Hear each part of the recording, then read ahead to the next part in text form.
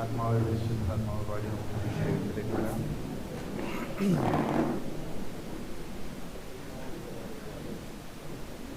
ആത്മാവേ പരിശുദ്ധാത്മാവേ, ആത്മാവേ പരിശുദ്ധാത്മാവേ, ഹൃദയത്തിൽ വാഴും ആത്മാവേ, നിറയണമേ എന്നിൽ നിറയണമേ. ആത്മാവേ പരിശുദ്ധാത്മാവേ, ആത്മാവേ പരിശുദ്ധാത്മാവേ, ഹൃദയത്തിൽ വാഴും ആത്മാവേ, നിറയണമേ എന്നിൽ നിറയണമേ. ജീവജലത്തിൽ നരുയാൽ നിറഞ്ഞു കവിഞ്ഞൊഴുകണമേ, ജീവജലത്തിൽ നരുയാൽ നിറഞ്ഞു കവിഞ്ഞൊഴുകണമേ. സ്നേഹാഗ്നിജ്വാലയാ എന്നിൽ കത്തിപ്പടരണമേ, സ്നേഹാഗ്നിജ്വാലയാ എന്നിൽ കത്തിപ്പടരണമേ. ആത്മാവേ പരിശുദ്ധാത്മാവേ, ആത്മാവേ പരിശുദ്ധാത്മാവേ, ദൈവത്തിൻ ആലയം ഞാനല്ലോ, ദൈവത്തിൻ കൂടാരം ഞാനല്ലോ, ദൈവത്തിൻ ആലയം ഞാനല്ലോ, ദൈവത്തിൻ കൂടാരം ഞാനല്ലോ. ദൈവജനം നാം, ദൈവമകൻ ഞാൻ, ദൈവത്തിൻ ലോകപുത്രൻ ഞാൻ. ദൈവജനം നാം, ദൈവമകൻ ഞാൻ, ദൈവത്തിൻ ലോകപുത്രൻ ഞാൻ. ആത്മാവേ പരിശുദ്ധാത്മാവേ, ആത്മാവേ പരിശുദ്ധാത്മാവേ, ദൈവവും മനുഷ്യനും ഒന്നായ നിമിഷം പാപിയാം ഞാൻ ദൈവസുതനായി മാറി. ദൈവവും മനുഷ്യനും ഒന്നായ നിമിഷം പാപിയാം ഞാൻ ദൈവസുതനായി മാറി. പിതാവിനോടുകൂടെ പുത്രനെന്നോടുകൂടെ സ്വർഗ്ഗരാജ്യം എന്നിൽ തന്നെ. പിതാവിനോടുകൂടെ പുത്രനെന്നോടുകൂടെ സ്വർഗ്ഗരാജ്യം എന്നിൽ തന്നെ. ആത്മാവേ പരിശുദ്ധാത്മാവേ, ആത്മാവേ പരിശുദ്ധാത്മാവേ, ദൈവാത്മാവിൽ നിറഞ്ഞപ്പോൾ ദൈവസ്നേഹം എന്നിൽ ജ്വലിഞ്ഞപ്പോൾ, ദൈവാത്മാവിൽ നിറഞ്ഞപ്പോൾ ദൈവസ്നേഹം എന്നിൽ ജ്വലിഞ്ഞപ്പോൾ, ദൈവാത്മാവിന്റെ ആത്മാവിൽ ലയിച്ചു. ആപിതാവിന്നു ഞാൻ വിളിച്ചു. ദൈവാത്മാവിന്റെ ആത്മാവിൽ ലയിച്ചു. ആപിതാവിന്നു ഞാൻ വിളിച്ചു. ആത്മാവേ പരിശുദ്ധാത്മാവേ, ആത്മാവേ പരിശുദ്ധാത്മാവേ, കൈയടിച്ച് ജീവജലത്തിൽ അരുളായി നിറഞ്ഞു കവിഞ്ഞൊഴുകണമേ, ജീവജലത്തിൽ നിറഞ്ഞു കവിഞ്ഞൊഴുകണമേ. സ്നേഹാഗ്നിജ്വാലയാ എന്നിൽ കത്തിപ്പടരണമേ, സ്നേഹാഗ്നിജ്വാലയാ എന്നിൽ കത്തിപ്പടരണമേ.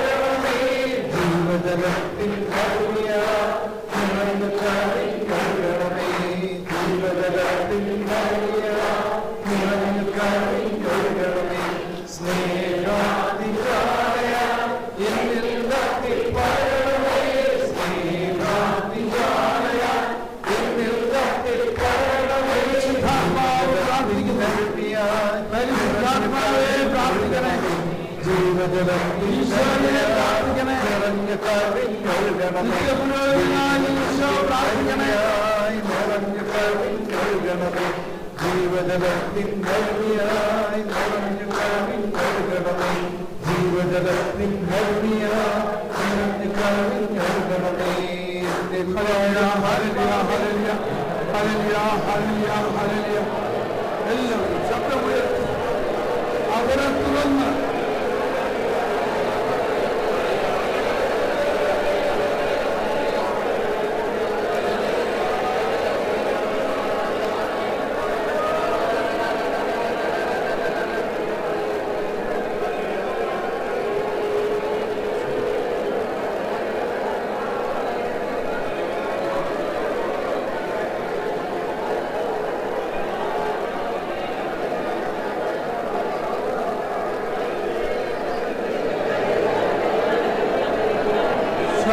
hala bala shala hala bala.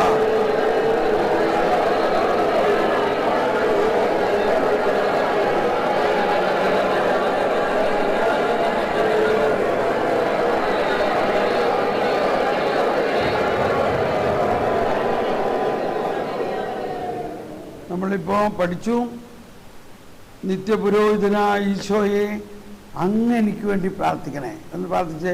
നിത്യപുരോഹിതൻ അങ്ങ് എനിക്ക് വേണ്ടി, പരിശുദ്ധാത്മാവേ അങ്ങ് എനിക്ക് വേണ്ടി പ്രാർത്ഥിക്കണമേ. അപ്പോൾ ആ ബോധ്യത്തോടെ ഈശോ നമുക്ക് വേണ്ടി പ്രാർത്ഥിക്കുന്നു എന്നുള്ള, ഈശോ നമുക്ക് വേണ്ടി പ്രാർത്ഥിക്കുന്നു, നമ്മിൽ പ്രാർത്ഥിക്കുന്നു, അതേ സമയത്ത് തന്നെ നമ്മുടെ പ്രാർത്ഥന കേൾക്കുന്നു. ആ ബോധ്യത്തോടെ നിങ്ങളുടെ എല്ലാ പ്രയാസങ്ങളും എന്തൊക്കെ നിങ്ങൾക്ക് വേണം അതെല്ലാം ഈശോയെ നീ പ്രാർത്ഥിക്കണേ എന്ന് പറഞ്ഞൊന്ന് പ്രാർത്ഥിച്ചേ. നിത്യപുരോഹിതനായ ഈശോയെ പ്രാർത്ഥിക്ക്, നിങ്ങൾ തന്നെ പ്രാർത്ഥിക്കുക. അങ്ങ് പ്രാർത്ഥിക്കണമേ, അങ്ങ് പ്രാർത്ഥിക്കണമേ. പരിശുദ്ധാത്മാവെ അങ്ങ് പ്രാർത്ഥിക്കണമേ.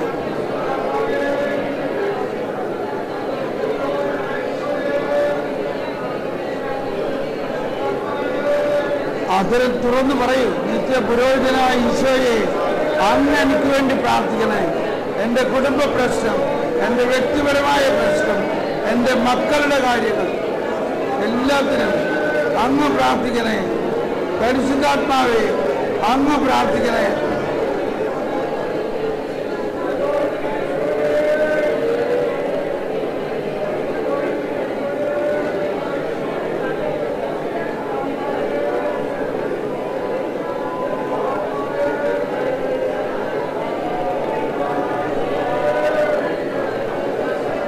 എന്നോട് കൃപയുണ്ടാകണമേ ദൈവമേ, എന്നോട് കൃപ തോന്നണമേ.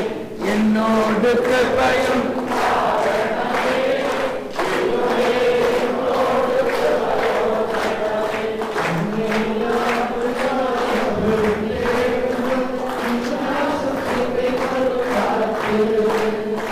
കടന്നു പോകുവോളം ഞാനന്നയുടെ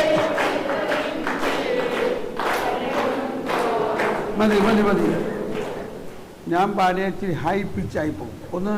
ഓക്കെ, നമ്മൾ ഇതിപ്പോൾ വീണ്ടും വീണ്ടും നമ്മളെ ട്രെയിനിങ് ആണ് എങ്ങനെ പ്രാർത്ഥിക്കണം.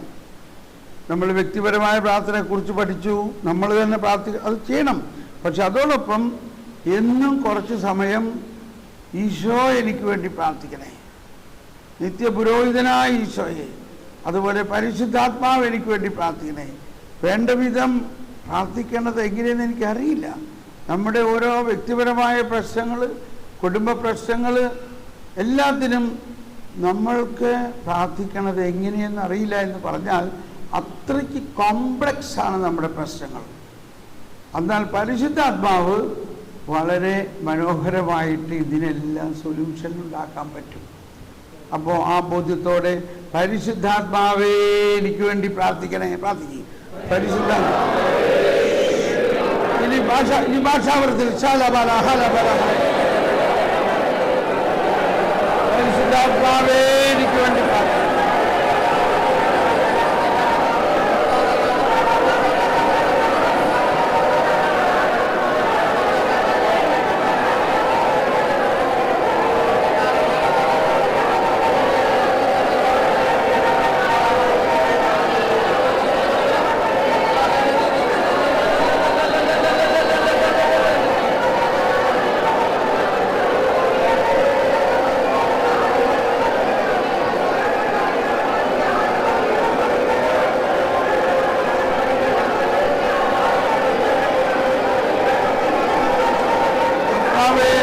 നയിക്കണമേ, ആത്മാവെ നയിക്കണമേ.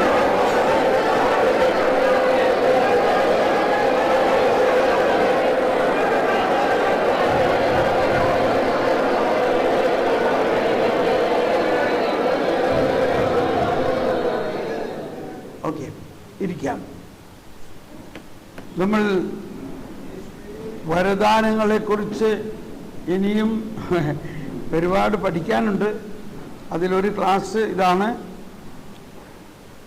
ഈ ഭാഷാപരത്തിൽ പ്രാർത്ഥിക്കുന്നതിൻ്റെ തന്നെ അർത്ഥം ഒന്ന് മനസ്സിലാക്കാം.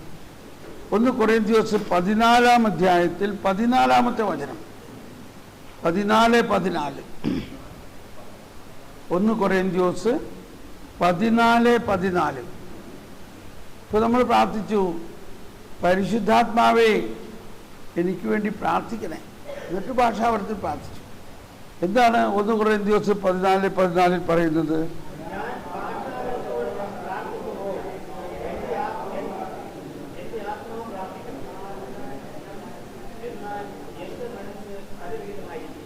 അതെ, കണ്ടോ? എല്ലാവരും ഒന്ന് വായിക്കാമോ നിങ്ങളുടെ സ്വന്തം ബൈബിളിൽ? കാരണം ഇത് കൃത്യമായി മനസ്സിലാക്കണം. എന്താണ് ഈ ഭാഷാപരം? അവിടെ എന്ത് സംഭവിക്കുന്നു? ഭാഷാപരത്തോടെ ഞാൻ പ്രാർത്ഥിക്കുമ്പോൾ എൻ്റെ ആത്മാവ് പ്രാർത്ഥിക്കുന്നു. ഇത് വളരെ വലിയ ഒരു ജ്ഞാനമാണ്. ഒന്ന്, നമ്മൾക്ക് നമ്മുടെ ആത്മാവിനെ പ്രതി വലിയ വിവരമൊന്നുമില്ല. മനുഷ്യന് ഒരാത്മാവുണ്ടെന്നുള്ള കാര്യം തന്നെ മനസ്സിലാക്കാൻ വളരെ ബുദ്ധിമുട്ടാണ്. മനുഷ്യന് ശരീരമുണ്ട്, കാരണം അത് ദൃശ്യമാണ്, അതിൻ്റെ പ്രവർത്തനങ്ങൾ എളുപ്പം മനസ്സിലാക്കാം. മനസ്സുണ്ട്, ആ മനസ്സിൻ്റെയും പ്രവർത്തനം മനസ്സിലാക്കാം. പക്ഷേ ഈ മനസ്സിനെയും ആത്മാവിലും അനിമേറ്റ് ചെയ്യുന്നത്, ശക്തി പകരുന്നത്, ജീവൻ പകരുന്നത് അവൻ്റെ മനുഷ്യാത്മാവാണ്. ആ മനുഷ്യാത്മാവ് പ്രാർത്ഥിക്കാം. അവൻ്റെ മനസ്സുകൊണ്ടും പ്രാർത്ഥിക്കാം, അതേസമയത്ത് അവൻ്റെ ആത്മാവ് കൊണ്ടും പ്രാർത്ഥിക്കാം. അപ്പോൾ നമ്മൾ ഇന്നലെ പഠിച്ചു, ആ ആത്മാവിലാണ് ദൈവാത്മാവ് ലയിച്ചിരിക്കുന്നത്. ദൈവാത്മാവെന്നിൽ നിറഞ്ഞപ്പോൾ ദൈവസ്നേഹം എന്നിൽ ചൊരിഞ്ഞപ്പോൾ ദൈവാത്മാവെൻ്റെ ആത്മാവിൽ ലയിച്ചു.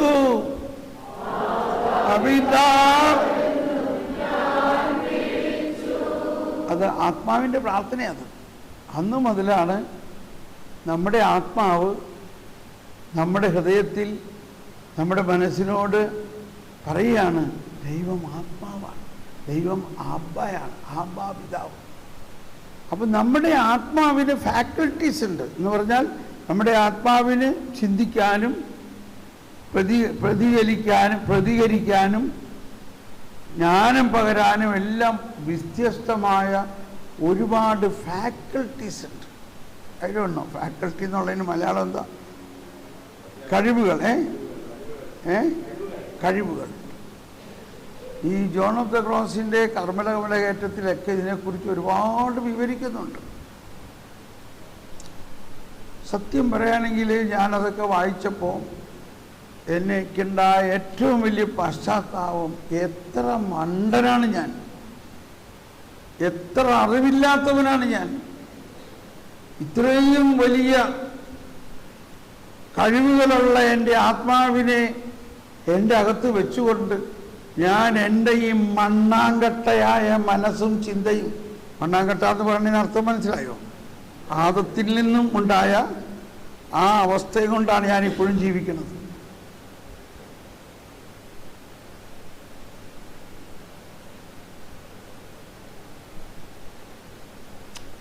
എന്നോട് ക്ഷമിക്കണം, നമ്മളുടെ വലിയ യൂണിവേഴ്സിറ്റികളുണ്ട് ഇല്ലേ? എന്തെല്ലാം വലിയ യൂണിവേഴ്സിറ്റികളുണ്ട്, പേരൊന്നും നമ്മൾ പറയണ്ട. എന്നാൽ ഈ യൂണിവേഴ്സിറ്റികളിൽ അവർ കണ്ടുപിടിച്ചിരിക്കുന്ന കാര്യങ്ങളും അവതരിപ്പിച്ചിരിക്കുന്ന ശാസ്ത്രവും എല്ലാം നമ്മൾ നോക്കുമ്പോൾ വളരെ വലുതാണ്. എന്നാൽ ഇതുവരയ്ക്കും ആത്മാവിൻ്റെ ഫാക്കൽറ്റി ഉപയോഗിക്കാതെ മണ്ണാങ്കട്ട ഫാക്കൽറ്റി കൊണ്ടാണ് ഇത്രയൊക്കെ കണ്ടുപിടിച്ചേക്കണമെന്ന് മനസ്സിലാക്കണം. അപ്പോൾ ആത്മാവിൻ്റെ ഫാക്കൽറ്റീസ് കൂടി ഉപയോഗിക്കുകയാണെങ്കിൽ എന്താവും ഈ ലോകം? അതിന് ഇനി പുതിയ എൻജിനീയേഴ്സും സയൻറ്റിസ്റ്റും ഭാഷാപരമുള്ള ശാസ്ത്രജ്ഞന്മാരൊക്കെ ഉണ്ടാകണം. എന്താ ഇപ്പോൾ ഭാഷാപരത്തിൻ്റെ പ്രത്യേകത? ഭാഷാപരമുള്ളവൻ അവൻ്റെ ആത്മാവ് പ്രാർത്ഥിക്കുന്നു. ഇപ്പം ഞാൻ ഈ കഴിഞ്ഞ ആഴ്ച വരുമ്പോൾ നാഗ്പൂരിൽ നിന്ന് ഹൈദരാബാദിൽ വന്നു. ഹൈദരാബാദിൽ വന്നപ്പോൾ കൊച്ചിയിലേക്കുള്ള ഫ്ലൈറ്റിൽ നിറച്ച് അയ്യപ്പന്മാരാണ്. എനിക്ക് അവരോട് ഭയങ്കര സ്നേഹമാണ്. എന്തോ ഒരു സഹനവും ത്യാഗവും എടുത്ത് അവർ. പക്ഷെ ഒറ്റ കാര്യം എനിക്ക് തോന്നി, ഇത് ഈശോയുടെ ത്യാഗത്തോട് ഇതിനെ അങ്ങ് ചേർത്തായിരുന്നെങ്കിലോ, അപ്പോൾ അയ്യപ്പാ എന്നുള്ള വിളിക്ക് വേറെ ഒരു മാനം വന്നേനെ. ഏത് അവർ വിളിക്കണത് അപ്പാന്നല്ലേ? ആത്മാവ് നമ്മുടെ ഹൃദയത്തിൽ എന്ത് വിളിപ്പിക്കും? അപ്പാന്ന് വിളിപ്പിക്കും. ഒരൊറ്റ വ്യത്യാസമുള്ളൂ, അവർ ആത്മാവിൽ നിന്നല്ല അപ്പാന്ന് വിളിക്കണത്, വേറെ എന്തോ ഒരു ശാസ്ത്രം വെച്ച് വിളിക്കണം. അവർ കഠിനമായി അധ്വാനിക്കണു, വിഷമിക്കണു, ഒരു വെളുപ്പിനെട്ട് കുളിക്കണു, പ്രാർത്ഥിക്കണു. അപ്പോൾ ഞാൻ ഭക്ഷണത്തിനവിടെ ഇരിക്കുമ്പോൾ അടുത്തിരുന്ന് ഭക്ഷിക്കുന്ന ആള് ഒരു ഫോൺ വന്നു. ആ ഫോണിൽ അപ്പോൾ അദ്ദേഹം ഫോണിൻ്റെ ഓഡിയോ ഓൺ ചെയ്ത് വെച്ചു ഭക്ഷണം കഴിച്ചുകൊണ്ടിരിക്കുന്നിടത്ത് പിടിക്കാനായിട്ട്. അപ്പോൾ അതിനകത്ത് ചോദിക്കുകയാണ്, are you doctor Gangadharan? Yes I am. ഇയാളെ കണ്ടു കഴിഞ്ഞാൽ ഈ കറുത്ത ഇതെല്ലാം വെച്ച് തലയിൽ ഒരു ബാണവും വെച്ചിങ്ങനെ നമുക്ക് ഒരിക്കലും ചിന്തിക്കാൻ പറ്റില്ല ഇയാളിത്തെ പ്രസിദ്ധനായ ഒരു ഡോക്ടറാണെന്ന്. അദ്ദേഹം വളരെ പ്രസിദ്ധനായ ഒരു ഡോക്ടറാണെന്ന് ആ സംഭാഷണത്തിൽ നിന്നും അവരുടെ ഡിസ്കഷനിൽ നിന്നും എനിക്ക് മനസ്സിലായി. എന്നാൽ എന്തോ ഒരു ഹമ്പിൾ ആൻഡ് സിമ്പിളായിട്ട് അങ്ങേരെ അവിടെ ഇരുന്ന് ഇഡ്ഡലിയും ദോശയും തിന്നണം, തലയിൽ ഈ ബാണവും വെച്ചിട്ടുണ്ട്, കറുത്തത് ഇതും പിന്നെ ചാരം പൂശൊക്കെ. എനിവേ കർത്താവ്. അപ്പോൾ ഞാൻ പറഞ്ഞു വരുന്നത്, ആത്മാവിൻ്റെ പ്രാർത്ഥനയും ഇങ്ങനെയുള്ള ഒരുപാട് പ്രാർത്ഥനകൾ, ആത്മാവിൻ്റെ പ്രാർത്ഥനകൾ എനിക്ക് തോന്നല്ല, ആത്മാവിൻ്റെ പ്രാർത്ഥനയും തമ്മിൽ വ്യത്യാസമുണ്ട്. അപ്പം നമ്മൾ തന്നെ ഇതിൽ കുറേയും കൂടി മനസ്സിലാക്കണം. ഇവിടെ പറയണ ശാസ്ത്രം വളരെ വളരെ ഗഹനമായ കാര്യമാണ്. അവിടെ പറയാണ്, മനസ്സുകൊണ്ടും പ്രാർത്ഥിക്കാം, ആത്മാവ് കൊണ്ടും പ്രാർത്ഥിക്കാം. ഞാൻ എന്തു ചെയ്യും? ഇതെല്ലാം പൗലോസ്ലീഹ ഞാൻ എന്ന് ഉപയോഗിക്കുന്നത് തൻ്റെ തന്നെ ഒരു സാക്ഷ്യമായിട്ടാണ്. ഞാൻ വലിയ തിയോളജി ഒന്നുമല്ല ഞാൻ പറയണത്, ഞാൻ എൻ്റെ ആത്മീയതയാണ്. എങ്ങനെ പൗലോസായ ഞാൻ ഈ പരിശുദ്ധാത്മാവിൻ്റെ വരദാനങ്ങൾ എങ്ങനെ ഞാൻ എന്നാണ് അനുഭവിക്കണം, എങ്ങനെ എനിക്കിതൊക്കെ പരിശുദ്ധാത്മാവ് വെളിപ്പെടുത്തി തന്നു. അതാണ് ഞാൻ ഭാഷാവരത്തോടെ പ്രാർത്ഥിക്കുമ്പോൾ എൻ്റെ ആത്മാവ് പ്രാർത്ഥിക്കുന്നു, എന്നാൽ എൻ്റെ മനസ്സ് ബലരഹിതമായിരിക്കും. അപ്പം ഇതാണ് നമ്മുടെ അമ്മച്ചിമാർക്കും നമുക്കും എല്ലാം വളരെ പ്രോത്സാഹനജനകമായ ഒന്ന്. നമ്മൾ തുണി അലക്കണവും പച്ചക്കറി അരിയണവും. അപ്പോൾ പ്രാർത്ഥിക്കാം, ചക്ക ചക്ക ചക്ക ചക്ക ചക്ക പച്ചക്കറി അരിയാണ്. പച്ചക്കറി അരിയുമ്പോൾ ആത്മാവ് പച്ചക്കറി അരിയേണ്ട ആവശ്യമില്ല അല്ലേ? ആത്മാവിൻ്റെ ആവശ്യമില്ല പച്ചക്കറി അരിയണേ. മനസ്സുകൊണ്ട് പച്ചക്കറി അരിയുള്ളൂ, സൂക്ഷിക്കണം, അല്ലേ കയ്യിൽ വെട്ടുള്ളൂ. അപ്പോൾ ഈ പച്ചക്കറി അരിയ നേരത്ത്, അല്ലെങ്കിൽ തോട്ടത്തിൽ നനയ്ക്കണ നേരത്ത്, പുല്ല് പറിക്കണ നേരത്ത്, മിറ്റമടിക്കുന്ന നേരത്ത്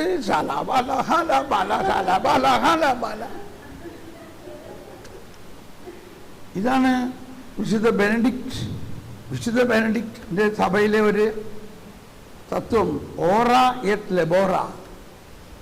അത് ഇത് മാത്രം ഉദ്ദേശിച്ചിട്ടല്ല, എങ്കിലും ഞാൻ അവരുടെ ചില കമ്മ്യൂണിറ്റിയിൽ പോയിട്ട് അവർ ജോലി ചെയ്യണ നേരത്തും പ്രാർത്ഥിച്ചുകൊണ്ടിരിക്കും. ജോലിയും പ്രാർത്ഥനയും 8 മണിക്കൂർ പ്രാർത്ഥിക്കുന്നു, 8 മണിക്കൂർ ജോലി ചെയ്യണം, പിന്നെ 8 മണിക്കൂർ വിശ്രമം. ആ ജോലി ചെയ്യണ നേരത്തും അവർ പ്രാർത്ഥിക്കും, സങ്കീർത്തനങ്ങളും. അപ്പോൾ അവിടെ ഇപ്പോഴൊക്കെ അവർ ഓഡിയോ ആയിട്ടും പാട്ടായിട്ടുമൊക്കെ ചെയ്യും. ഇപ്പം നമ്മൾ കേട്ടിട്ടുണ്ടല്ലോ, നമ്മൾ ആശ്രമത്തിലൊക്കെ ചില ആശ്രമത്തിൽ എവരി 15 മിനിറ്റ്സ് 1 മണി അടിക്കും. അത് അവർ അപ്പോൾ ഒരു പ്രാർത്ഥിക്കാനാണ്. SVD എന്ന് പറഞ്ഞാൽ ഡിവൈൻ വേൾഡ് സൊസൈറ്റി, ദൈവവചന സഭ. അവരുടെ ആശ്രമത്തിൽ ഓരോ 15 മിനിറ്റിലും മണിയടിക്കും. അപ്പോൾ അവിടെ ആ സമയത്ത് പ്രാർത്ഥിക്കേണ്ട പ്രാർത്ഥന hail Holy Trinity dwelling in the heart of everyone. അത് വെച്ചാണ് നമ്മളൊരു പാട്ടുണ്ടാക്കിയത് ഇംഗ്ലീഷിൽ, പിന്നെ മലയാളത്തിൽ ത്രിത്വൈക ദൈവമേ അങ്ങെൻ്റെ ഹൃദയത്തിൽ എന്നെന്നും വാഴുന്നു എന്ന് ഞാൻ. ഇത് ഈ അർണോൾഡ് ജാൻസൺ, സെയിൻറ്റ് അർണോൾഡ് ജാൻസന്റെ ഒരു ചാൻറ്റിംഗ് ആണ്. സെയിൻറ്റ് അർണോൾഡ് ജാൻസൺ ഇങ്ങനെ എപ്പോഴും പറയും, അവരുടെ ലെറ്ററേറ്റിലും എല്ലായിടത്തും ഈ വാക്യം എഴുതിയിട്ടുണ്ട്. Hail Holy Trinity dwelling in my heart in the heart of all.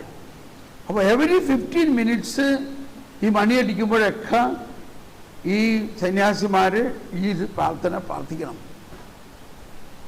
ആത്മാർത്ഥമായിട്ട്. അപ്പോൾ പ്രാർത്ഥന എന്ന് പറയുന്നത് നമ്മൾ രാവിലെ കുറച്ച് പ്രാർത്ഥിച്ച് പിന്നെ നമ്മൾ വൈകുന്നേരം എപ്പോഴെങ്കിലും സമയം ഉണ്ടെങ്കിൽ പ്രാർത്ഥിക്കില്ല എന്നാണ്. അങ്ങനെയല്ല, ശ്വാസോച്ഛ്വാസം പോലെ എന്നാണ് പറഞ്ഞത്. ശ്വാസോച്ഛ്വാസം പോലെ നമ്മൾ ശ്വസിക്കണ പോലെ പ്രാർത്ഥിക്കണമെന്നാണ് പറഞ്ഞത്. അപ്പോൾ അതിനൊക്കെ എന്താ വഴി ഇതാണ്, പരിശുദ്ധാത്മാവ് പ്രാർത്ഥിക്കുന്നു. അപ്പോൾ ഇവിടെ എന്ത് സംഭവിക്കുന്നു? നമ്മുടെ ആത്മാവ് പരിശുദ്ധാത്മാവുമായിട്ട് ഏറ്റവും അടുത്ത ബന്ധത്തിലാണ്, ഇല്ലേ?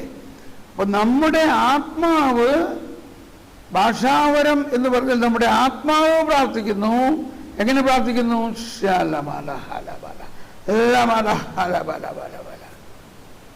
മനസ്സ് നിഷ്ഫലമാണ്. എന്നാൽ നമുക്ക് മനസ്സുകൊണ്ടും ആത്മാവുകൊണ്ടും പ്രാർത്ഥിക്കാമെന്ന് പറഞ്ഞാൽ നമുക്ക് മനസ്സുകൊണ്ട് പ്രാർത്ഥിക്കാം. ഇപ്പൊ നമ്മളൊന്ന് പ്രാർത്ഥിക്കാൻ പോയാണ് കേട്ടോ. സ്നേഹമുള്ളവരെ, കേരള കത്തോലിക്ക സഭയിലെ ഈ മഹാപ്രസ്ഥാനമായ എമ്മാവൂസിൽ ഇനി നടക്കാനുള്ള പദ്ധതികൾക്ക് വേണ്ടിയിട്ട് നമുക്കെല്ലാവർക്കും പ്രാർത്ഥിക്കാം. ഇപ്പൊ ഇതെന്താണ്? മനസ്സുകൊണ്ട്.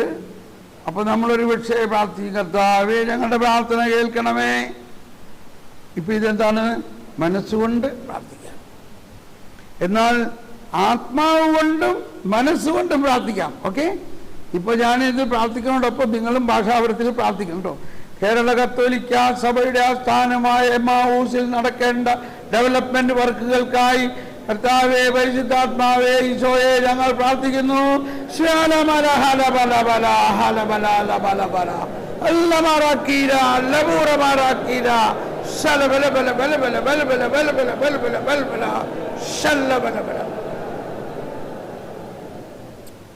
ഇപ്പൊ എന്ത് സംഭവിച്ചു? ആത്മാവ് കൊണ്ടും മനസ്സുകൊണ്ടും പ്രാർത്ഥിക്കും. ക്ലിയറായോ? അപ്പോൾ അതാണ് പിന്നെ അവിടെ പൗലോസ് പറയുന്നത്, ആത്മാവ് കൊണ്ടും മനസ്സുകൊണ്ടും പ്രാർത്ഥിച്ചാലേ കേൾവിക്കാരന് ആമേൻ പറയാൻ പറ്റുള്ളൂ എന്ന് പറയണം, ഇല്ലേ? ഞാൻ എന്തു ചെയ്യണം? ഞാൻ എൻ്റെ ആത്മാവ് കൊണ്ടും മനസ്സുകൊണ്ടും പ്രാർത്ഥിക്കും. ഒന്ന് പ്രാർത്ഥന. ആത്മാവ് കൊണ്ടും മനസ്സുകൊണ്ടും പാടുകയും ചെയ്യും. അപ്പൊ ആത്മാവിൻ്റെ ഈ ഭാഷാവരത്തിൽ നമുക്ക് പാടാം. എന്തോ ഒരു മനോഹരമായിരിക്കും. അപ്പോൾ അതാണ് പലർക്കും ഭാഷാവരം കിട്ടുമ്പോൾ അത് ഗാനമായിട്ട് വരും, ചില ട്യൂണുകൾ വരും. ചിലപ്പോൾ ഇപ്പോൾ ഇന്നലെ സിസ്റ്റർ ഒരു നിലവിലുള്ള ഒരു ട്യൂൺ അനുസരിച്ച് പാടിയില്ലേ. ഇനി ഞങ്ങൾ ഈ സങ്കീർത്തനമെല്ലാം ട്യൂൺ ചെയ്യാൻ തുടങ്ങിയപ്പോൾ ഞാനാണ് ഇത് ഇൻട്രൊഡ്യൂസ് ചെയ്തത്. ട്യൂൺ കിട്ടണില്ലെങ്കിൽ പരിശുദ്ധാത്മാവിനോട് പറയും, ഭാഷാപരത്തിൽ നമ്മളങ്ങ് പാടും. ഭാഷാപരത്തിൽ പാടിയപ്പോൾ ഞങ്ങൾക്ക് ട്യൂൺ കിട്ടാൻ തുടങ്ങി. ഓക്കെ, അപ്പോൾ എങ്ങനെയാണ് ഭാഷാപരത്തിൽ പാടുന്നത്?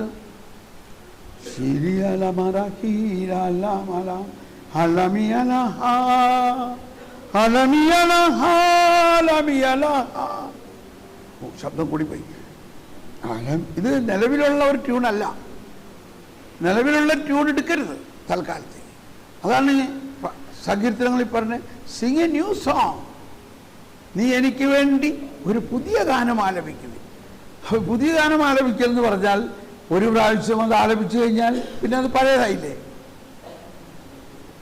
അപ്പൊ പുതിയ ഗാനം എന്ന് പറഞ്ഞാൽ ഭാഷാപരത്തിൽ ആലപിക്കുക. ഒരു പ്രാവശ്യം ഇപ്പോ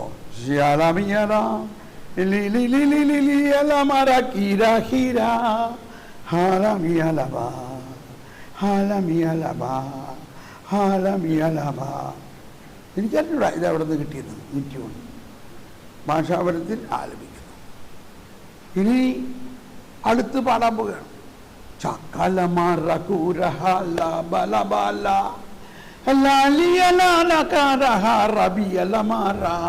ആയോണോ ഇത് എവിടെ നിന്ന് കിട്ടിയത്? Completely different tune. ഇനി ഭാഷാപരത്തിൽ ആരാധിക്കാം, അതും ഗാനമായിട്ട്.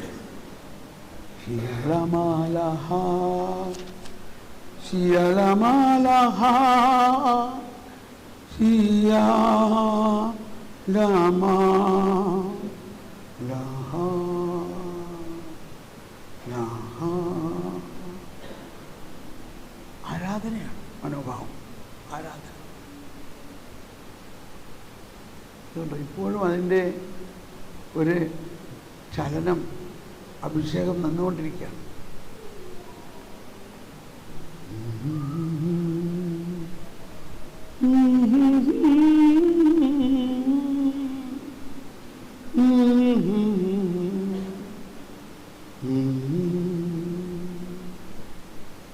ഇനി മനസ്സുകൊണ്ടും ആരാധിക്കാം.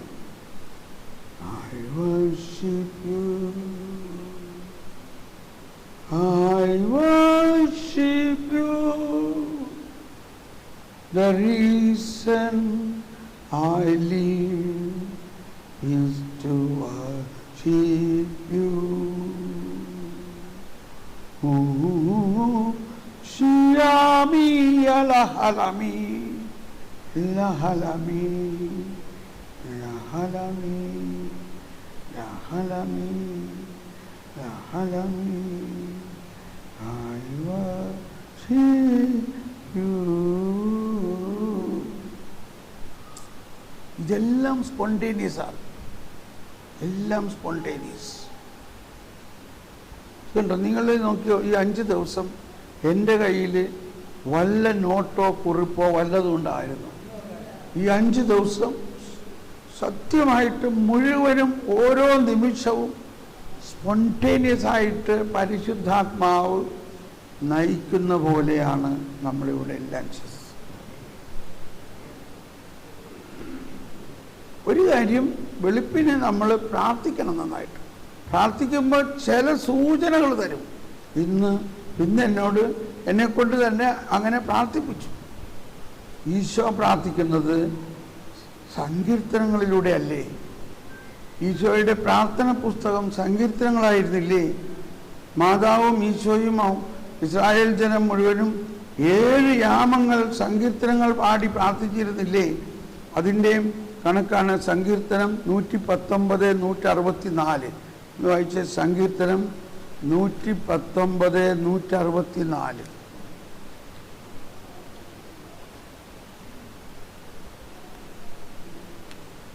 സങ്കീർത്തനം 119, 100.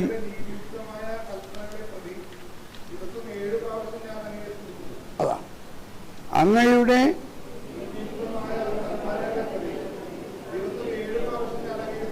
ദിവസം 7 പ്രാവശ്യം ഞാൻ അങ്ങ്. അപ്പോൾ അവർ 7 പ്രാവശ്യം ദിവസത്തിൽ കർത്താവിനെ സ്തുതിച്ച് പാടി ആരാധിച്ച് സങ്കീർത്തനം. അങ്ങനെയാണ് 7 യാമ പ്രാർത്ഥന ഉണ്ടായത്. 7 യാമങ്ങളുണ്ട്. സീറോ മലബാർ സഭയിലും 7 യാമങ്ങളുണ്ട് പ്രാർത്ഥന. എല്ലാ കന്യാസ്ത്രീ പടങ്ങളിലും സന്യാസ സഭകളിലെല്ലാം 7 യാമങ്ങൾ അവർക്ക് പ്രാർത്ഥിക്കാനുണ്ട്. അത് കാനോനിക്കലായിട്ടാണ്. അത് പ്രാർത്ഥിക്കുക ചിലർക്ക് ചിലർക്ക് അവരുടെ കോൺഗ്രിഗേഷൻ്റെ നിയമം അനുസരിച്ച് എന്തായാലും അറ്റ്ലീസ്റ്റ് 3-4 യാമ പ്രാർത്ഥനകളുണ്ട്. അത് പ്രാർത്ഥിക്കുന്നതിന് കാനോന നമസ്കാരം എന്ന് പറയും. എന്ന് പറഞ്ഞാൽ കാനോനിക്കലായിട്ട് ഒരു റിലീജിയസിൻ്റെ ഏറ്റവും പ്രധാന ദൗത്യമാണ് ആ യാമങ്ങളിൽ പ്രാർത്ഥിക്കുക എന്നുള്ളത്. അത് സമൂഹമായിട്ടാകാം ആണ് പ്രാർത്ഥിക്കേണ്ടത്. ഇനി ഒരാൾ സമൂഹത്തിലില്ല, ആശുപത്രിയിലാണ്, എവിടെയെങ്കിലും ആണെങ്കിൽ അവിടെ വെച്ച് പ്രാർത്ഥിക്കണം. നമ്മൾ ഫ്ലൈറ്റിലൊക്കെ പോകുമ്പോൾ ഈ ഒരുപാട് യഹൂദരെ ഫ്ലൈറ്റിൽ കാണാം. അവരുടെ ആ പ്രാർത്ഥന ചരത കണ്ടു കഴിഞ്ഞാൽ നമുക്ക് അവർ ഫ്ലൈറ്റ് ആ സമയമാകുമ്പോൾ അവരവിടെ അവരുടെ ആ പ്രാർത്ഥനാ വേഷങ്ങളെല്ലാം കെട്ടി, ചിലർ തലയിൽ ഒരു ചെപ്പുമാതിരി കെട്ടും. എന്നിട്ട് അതിൻ്റെ ഒരു ടേപ്പ് മേത്ത് ചുറ്റി ബോഡിയിൽ ചുറ്റി കയ്യിൽ ചുറ്റണം. അത് പറഞ്ഞിട്ടുള്ളതാണ്. അത് പക്ഷേ എന്ത് പറയാനാണ്,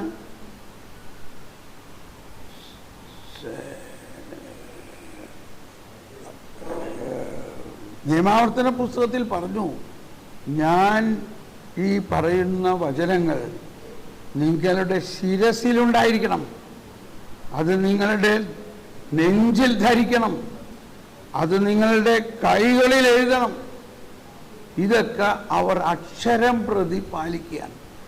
അപ്പം അതുകൊണ്ടാണ് ഈശോ പറഞ്ഞത്, അവരുടെ തൊങ്ങലുകൾക്ക് നീളം കൂട്ടിയും അവരുടെ നെറ്റിപ്പട്ടങ്ങൾക്ക് വീതി കൂട്ടിയും. നമ്മൾ നെറ്റിപ്പട്ടം എന്ന് പറഞ്ഞാൽ നമുക്കറിയാവുന്ന ഒരു നെറ്റിപ്പട്ടമുള്ളൂ. എന്താ? ആനയുടെ നെറ്റിപ്പട്ടമാണ്. അപ്പോൾ ഇവിടെ നെറ്റിപ്പട്ടം എന്ന് പറയുന്നത് എന്താ? അതിനാണ് ഇംഗ്ലീഷിൽ പറയുന്നത് ഫിലാക്ടറീസ്. ഈ ബോക്സിനകത്ത് ഇത് തന്നെ സാരം. ഇതുപോലെ ഒരു പെട്ടിയിൽ തിരുവചനങ്ങൾ, പ്രത്യേകിച്ച് പ്രത്യേകിച്ച് 10 പ്രമാണങ്ങളും തോറായും എഴുതി ഇതിൻ്റെ അകത്ത് ഇൻസർട്ട് ചെയ്തിട്ട് ആ വചനപ്പെട്ടി തലയിൽ കെട്ടിവെക്കുകയാണ് ഫിലാക്ടറീസ്. എന്നിട്ട് അതിൻ്റെ ഒരു ടേപ്പ് അവരുടെ കഴുത്തിൽ ചുറ്റി, ബോഡിയിൽ ചുറ്റി, കയ്യിൽ ചുറ്റി കൊണ്ടുപോകണം.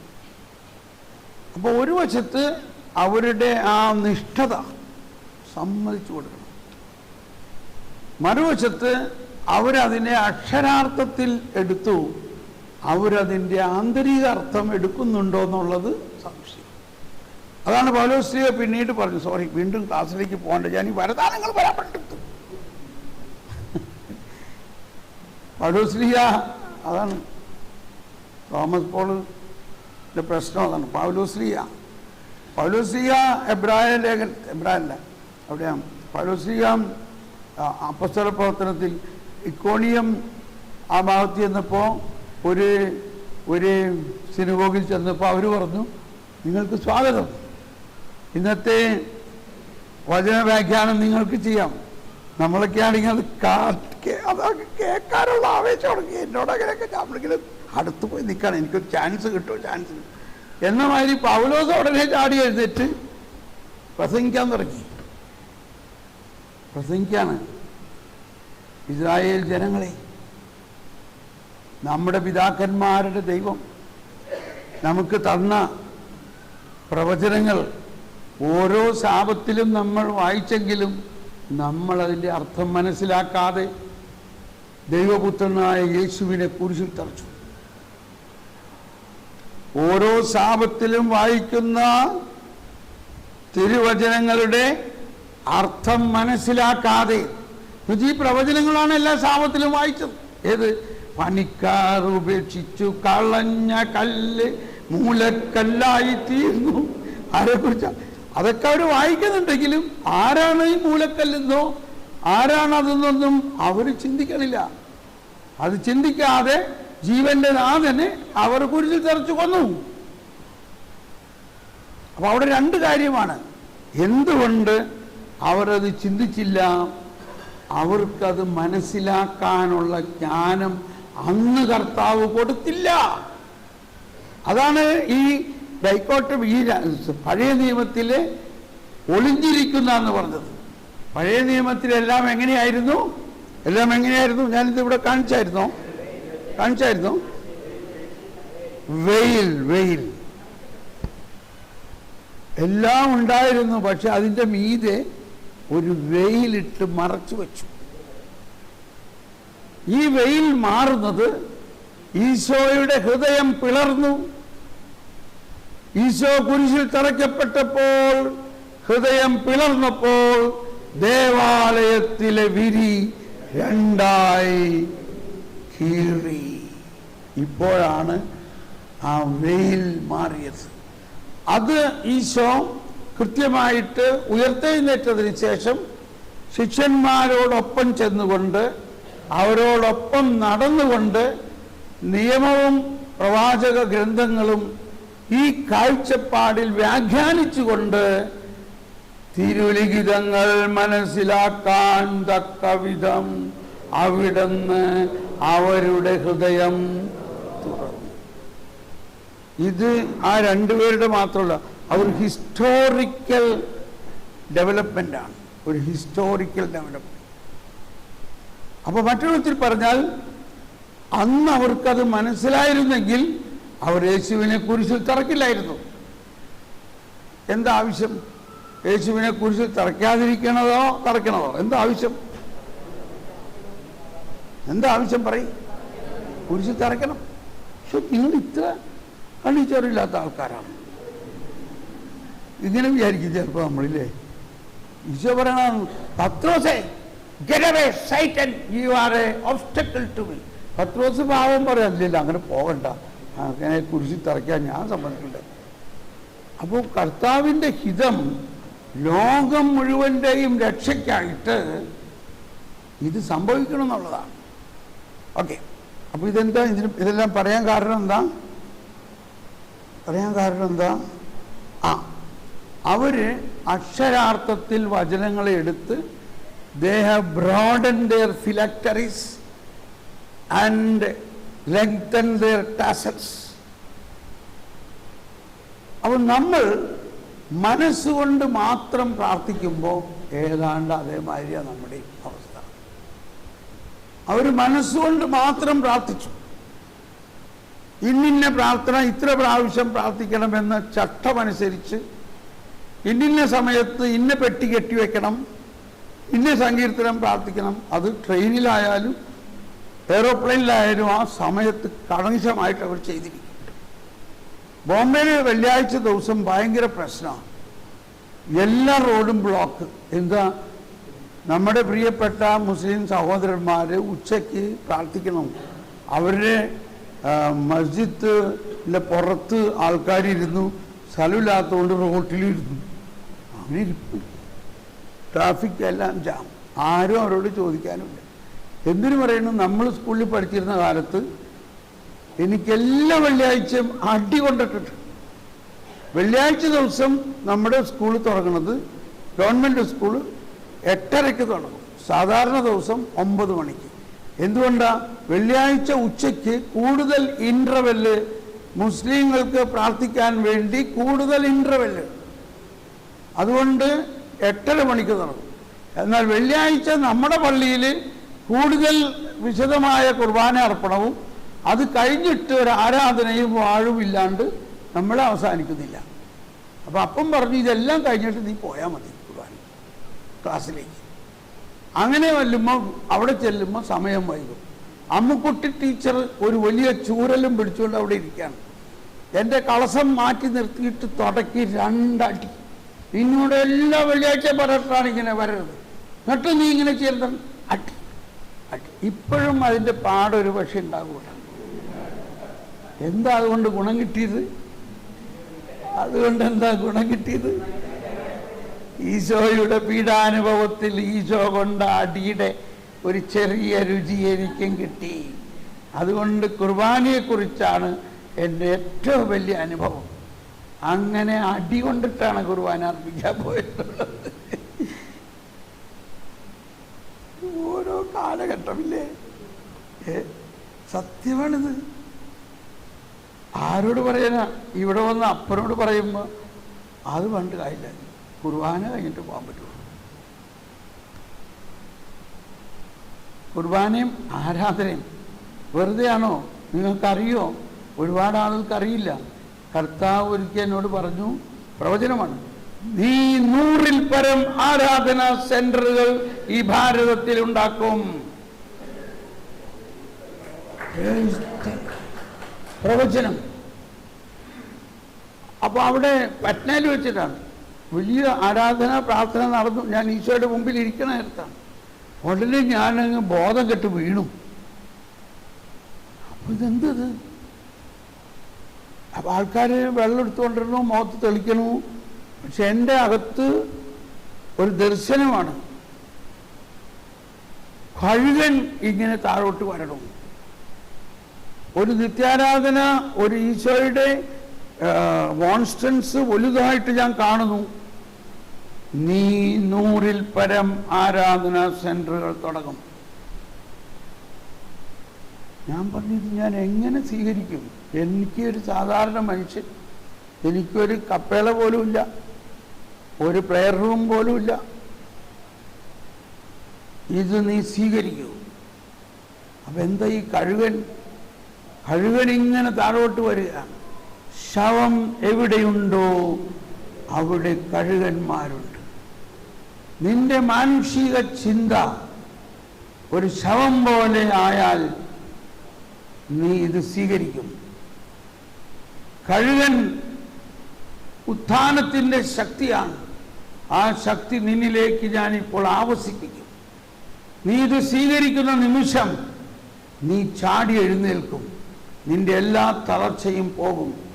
അതാണ് ഈ പ്രവചനത്തിൻ്റെ ഒരടയാളം. എനിക്കത്ര എളുപ്പം സ്വീകരിക്കാനൊന്നും പറ്റിയൊന്നുമില്ല. എന്തീ പറയണ്ടേ? 100 ആരാധനാ സെന്ററുകൾ. പിന്നെ എനിക്ക് തോന്നി, ഇത് ഞാനല്ല നടത്തേണ്ടത്. കർത്താവേ, നീ തന്നെ നടത്തും, ഞാനല്ല. ഞാൻ സ്വീകരിക്കുന്നെന്ന് പറയല്ല. പെട്ടെന്ന് ഈ കഴുകൻ എൻ്റെ മേത്തങ്ങ് വന്നു, ഉയർപ്പിൻ്റെ ശക്തി എൻ്റെ മേത്ത് വന്നു. ഞാൻ ചാടി എഴുന്നേറ്റു. അവിടെ ആൾക്കാർ ആംബുലൻസൊക്കെ വിളിക്കാൻ പോവുകയായിരുന്നു. അതൊരടയാളമാണ്. ആ അടയാളം ഇപ്പം നിങ്ങൾക്കും കൂടി വേണ്ടിയിട്ടാണ്. അതായത് നമ്മുടെ ആദ്യ ദിവസങ്ങളിൽ പറഞ്ഞില്ലേ, ഡെലിവറൻസ്. മാനുഷിക ബുദ്ധി ഡെഡ് ആകണം. ഡെഡ്, ശവം പോലെ ആകുമ്പോൾ ദൈവത്തിൻ്റെ സൂപ്പർ നാച്ചുറൽ ഉയർപ്പിൻ്റെ ശക്തിക്ക് വരാൻ പറ്റുള്ളൂ. യേശുക്രിസ്തു ഉയർക്കണമെങ്കിൽ അതിന് അത്യന്താപേക്ഷിതമായിട്ട് ആവശ്യമുള്ളത് എന്താ? യേശുക്രിസ്തു ഉയർക്കണമെങ്കിൽ എന്ത് സംഭവിക്കണം? മരിക്കണം. അതാണ് ക്രിസ്തീയതയുടെ ആന്തരിക. അതാണ് ജ്ഞാനസ്നാനം. നീ ജ്ഞാനസ്നാനത്തിൽ യേശുവിനോടൊപ്പം മരിക്കുന്നു, യേശുവിനോടൊപ്പം ഉയർന്നു. ഞാൻ എവിടേക്കാ പോണേ? എനിവേ, അപ്പോൾ അങ്ങനെ 3 ദിവസം കഴിഞ്ഞപ്പോൾ കാശ്മീരിലെ ബിഷപ്പ് പീറ്റർ സെലസ്റ്റിൻ, ഞാൻ ഡൽഹിയിലേക്ക് ധ്യാനിപ്പിക്കുമ്പോൾ അദ്ദേഹം കാശ്മീരിൽ നിന്ന് ആ ധ്യാനം കൂടാൻ വരുമായിരുന്നു. നമ്മുടെ ധ്യാനത്തിൻ്റെ ഒരു പ്രത്യേകത അന്നുണ്ടായിരുന്നത്, തുടക്കത്തിൽ തന്നെ എല്ലാ വിശുദ്ധന്മാരുടെയും ഒരു ലുത്തിനിയ നമ്മൾ പാടുമായിരുന്നു. ഈ ബിഷപ്പ് അത് കേട്ടിട്ട് ഇങ്ങനെ കണ്ണുനീരൊഴുക്കി അത് പാടുമായിരുന്നു. എന്തോ ഒരു ഭക്തി. എനിവേ, അപ്പം എന്നെ പരിചയമായി. എന്നെ ഫോണിൽ വിളിക്കുകയാണ്. ബിഷപ്പ് വിളിക്കണമെന്ന് അവിടെ പറഞ്ഞു. ഞാൻ ഉടനെ ഫോൺ എടുത്തപ്പോൾ പറയാണ്, Thomas Paul, you must come to my diocese to preach retreat for my priest. തീർച്ചയായിട്ടും എനിക്ക് ഭയങ്കര ഇഷ്ടം. അതും കാശ്മീർ വലിയ ആഗ്രഹമാണ്. പക്ഷേ 1.5 വർഷത്തേക്ക് എല്ലാ ആഴ്ചയിലും ധ്യാനം അച്ഛന്മാർക്കും ബിഷപ്പ്മാർക്കും കവേന്തകൾക്കും സെമിനാരികൾക്കുമാണ്. എല്ലാം ആനുവൽ റിട്രീറ്റാണ്. 1 വർഷം മുമ്പേ തന്നെ ബുക്ക് ചെയ്തിരിക്കുകയാണ്. മാറ്റാൻ പറ്റില്ല. Can you send some people to sit here and pray? കുറച്ച് പേരെ ഇവിടെ ഇരുന്നൊന്ന് പ്രാർത്ഥിക്കാൻ വിടാമോ? ഇവിടെ അത്രയ്ക്ക് ഭയാനകമായ അവസ്ഥയാണ് രൂപതയിൽ.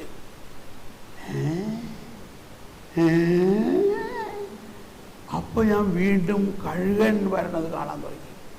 കഴുകൻ വരണം. ഉടനെ ഞാൻ ചോദിച്ചു, പിതാവേ, അവിടെ 3 പേരെ ഞാൻ അയക്കാം, രാവും പകലും ഈശോയെ എഴുന്നള്ളിച്ച് വെച്ച് അവര് രാവും പകലും പ്രാർത്ഥിക്കാനുള്ള സൗകര്യം ചെയ്തു കൊടുക്കാമോ? പിന്നെന്താ, ഞാനല്ലേ ഇവിടുത്തെ ബിഷപ്പ്, എൻ്റെ ചാപ്പലിരുന്ന് പ്രാർത്ഥിച്ചോട്ടെ, ബിഷപ്പ് ഹൗസിൽ താമസിച്ചോട്ടെ, ഇവിടുന്ന് കഞ്ഞിയും ചോറും ഭക്ഷിച്ചോട്ടെ. ആദ്യത്തെ നിത്യാരാധനാ സെന്റർ ഇതാ ആരംഭിച്ചു. Price the Lord. 4000 കിലോമീറ്റർ കേരളത്തിൽ നിന്ന് കാശ്മീർ വരെ ട്രെയിനിൽ യാത്ര ചെയ്തുകൊണ്ട്. അന്ന് വേറൊരു പ്രശ്നം ഉണ്ടായിരുന്നു, നമ്മുടെ അടുത്ത് ഒരു പൈസയുമില്ല. ഇത് ട്രെയിനിൽ വണ്ടിക്കാശ് കൊടുക്കാൻ പൈസ വേണ്ടേ? ആരോട് ചോദിക്കാനാ? അപ്പോൾ നമ്മുടെ കൂടെ ഉണ്ടായിരുന്ന ഒരാള് ഷാജിയോട് പോയി. അവനല്പം മുടന്തനായിരുന്നു. അപ്പം മുടന്തനാണെങ്കിൽ റെയിൽവേ നിയമം അനുസരിച്ച് അവനും കാശ് വേണ്ട, അവൻ്റെ കൂടെ ഒരു സഹായിക്കും കാശ് വേണ്ട.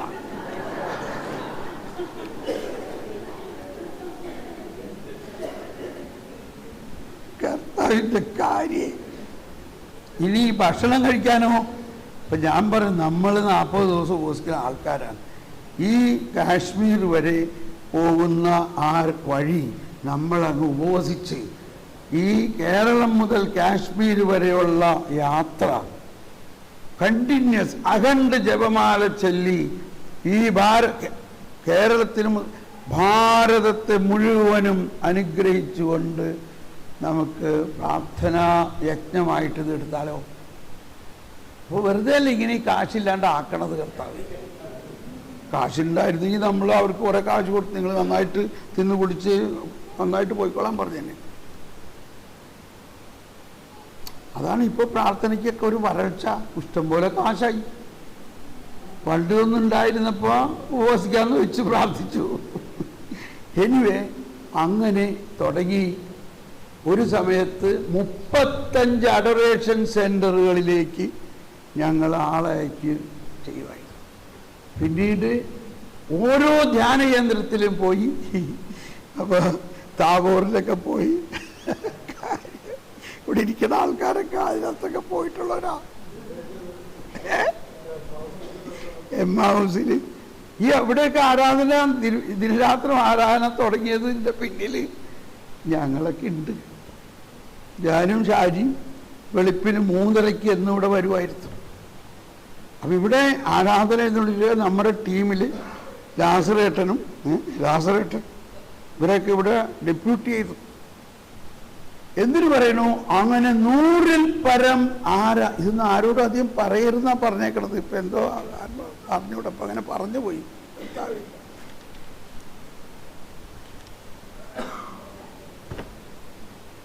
അപ്പം ഇത് പറയാനുള്ള ഒരു കാരണം ഉണ്ടായത്, ഈ ദർശനങ്ങൾ വ്യാഖ്യാനം ഉണ്ടാവണം. കഴുകൻ വരണമെന്ന് പറഞ്ഞാൽ നമ്മൾ പേടിക്കേണ്ട ആവശ്യമില്ല, അതിൻ്റെ വ്യാഖ്യാനം എന്താണ്? ഓക്കെ. അപ്പം ഭാഷാപരത്തിൽ പ്രാർത്ഥിക്കുമ്പോൾ ആത്മാവ് പ്രാർത്ഥിക്കുന്നു, മനസ്സുകൊണ്ടും പ്രാർത്ഥിക്കാം, ആത്മാവ് കൊണ്ടും പ്രാർത്ഥിക്കാം. ഇനി അതിൻ്റെ ക്ലിയർ ടീച്ചിങ്ങിലേക്ക് പോകും. സമയത്തായി നോക്കി 10 മണി. ഓക്കെ. 10:30 കുർബാനയാണ്. 10:20 ഞാൻ നിർത്താം. എന്നിട്ട് പെട്ടെന്ന് നമുക്ക് ഒരു ചായയും കുടിക്കണമല്ലേ? ചായയില്ല. Praise the lord. അപ്പം നമുക്ക് ഇച്ചിരി വെള്ളം തന്നെ.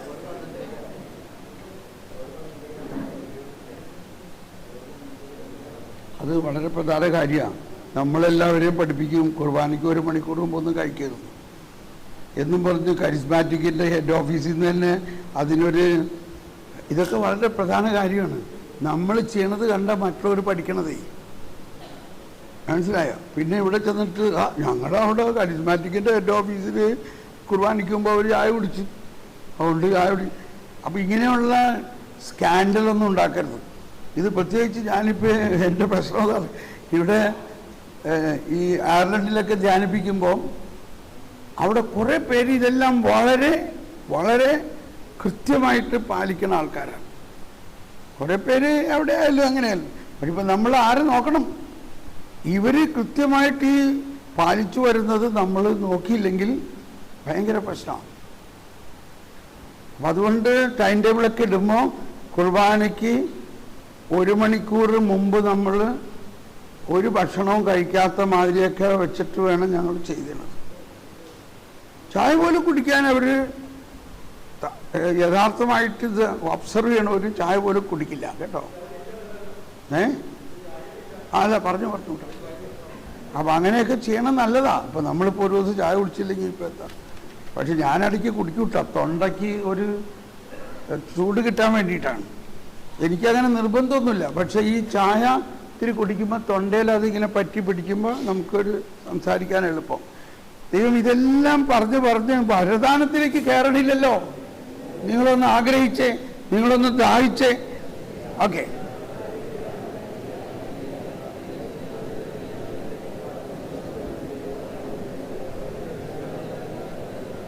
ഓക്കെ. ഒന്നുകൂടി, ഞാൻ ഭാഷാവരത്തോടെ പ്രാർത്ഥിക്കുമ്പോൾ എൻ്റെ ആത്മാവ് പ്രാർത്ഥിക്കുന്നു, എന്നാൽ എൻ്റെ മനസ്സ് ഭരറി. ഇത് വളരെ വലിയൊരു ശാസ്ത്രമാണ്. ഇത് ഇത് വായിച്ച് കേട്ടോണ്ട് കാര്യമില്ല. നിങ്ങളിത് പ്രാർത്ഥിച്ച് അനുഭവത്തിലേക്ക് കൊണ്ടുവരണം. ഇനി ഞാൻ പറയാൻ പോകുന്നത്, ഇപ്പൊ നേരത്തെ നമ്മൾ കേട്ടില്ലേ, ഈശോ പ്രാർത്ഥിക്കുന്നു, പരിശുദ്ധാത്മാവ് പ്രാർത്ഥിക്കുന്നു. ഈശോയും പരിശുദ്ധാത്മാവും എവിടെയാ? നമ്മുടെ ആത്മാവിലാ. മനസ്സിലായോ? സംഭവം എന്തൊരു വലിയ പ്രമോഷനാന്ന് നോക്കിയാൽ നമുക്ക്. അപ്പൊ നമ്മുടെ ആത്മാവ് പ്രാർത്ഥിക്കുമ്പോൾ പരിശുദ്ധാത്മാവിൻ്റെ വരമാണ് ഭാഷാവരം എന്ന് പറഞ്ഞാൽ, പരിശുദ്ധാത്മാവാണ് അവിടുത്തെ പ്രാർത്ഥന ലീഡ് ചെയ്യണത്. എന്തിനു വേണ്ടി പ്രാർത്ഥിക്കണമെന്ന് നമുക്കറിയില്ല. ഈ 8:26 റോമർ 8:26 പറഞ്ഞത് എന്തിനു വേണ്ടി? ഞങ്ങളുടെ ബലഹീനതകളിൽ ആത്മാവ് നമ്മളെ സഹായിക്കുന്നു, വേണ്ട വിധം പ്രാർത്ഥിക്കേണ്ടത് എങ്ങനെയെന്ന് അറിയില്ല, ആത്മാവ് തന്നെ അസ്പഷ്ട ആഹോം ദ്വാര നമ്മളിൽ പ്രാർത്ഥിക്കുന്നു. എന്താണ് ഈ അസ്പഷ്ട ആഹോം? അതാണ്, അത് ഭാഷാപരമാണ്. അപ്പോ ഇത് രണ്ടും ക്ലബ് ചെയ്യുമ്പോൾ നമ്മുടെ ആത്മാവ് പ്രാർത്ഥിക്കുന്നു. നമ്മുടെ ആത്മാവിനെ പ്രാർത്ഥിപ്പിക്കുന്നത് ആരാ? പരിശുദ്ധാത്മാവാണ്. അതുകൊണ്ടാണ് പരിശുദ്ധാത്മാവ് ഒരുവനിൽ വന്നു എന്നുള്ളതിൻ്റെ ഒരു പ്രധാന അടയാളം ഭാഷാപരമാണ്. മർക്കോസ് 16 പറഞ്ഞേക്കാണ്. മർക്കോസ് 16 പറഞ്ഞേക്കാണ് ഈ വിശ്വാസികൾ എന്ന് പറഞ്ഞാൽ പരിശുദ്ധാത്മാവിൽ പുതുജീവൻ പ്രാപിച്ചവരാണ് വിശ്വാസികൾ. അവർക്ക് ഇങ്ങനൊരു അടയാളം ഉണ്ടാവും. എന്താണ് അവരുടെ അടയാളം? അവർ മറ്റു ഭാഷകൾ സംസാരിക്കും. എന്ന് പറഞ്ഞാൽ ഭാഷാവരത്തിൽ പ്രാർത്ഥിക്കുകയോ ഭാഷാവരത്തിൽ സംസാരിക്കുകയോ ചെയ്യും. ഇനിയുള്ളത് വളരെ പ്രധാന കാര്യമാണ്. ഉറങ്ങുന്നവരൊന്ന് കൈപൊക്കിയേ. Okay, very good. നമുക്കൊന്ന് 2 കരം കൂടി എടുത്തൊന്ന് സ്തുതിച്ച് പതുക്കന കുറച്ച്.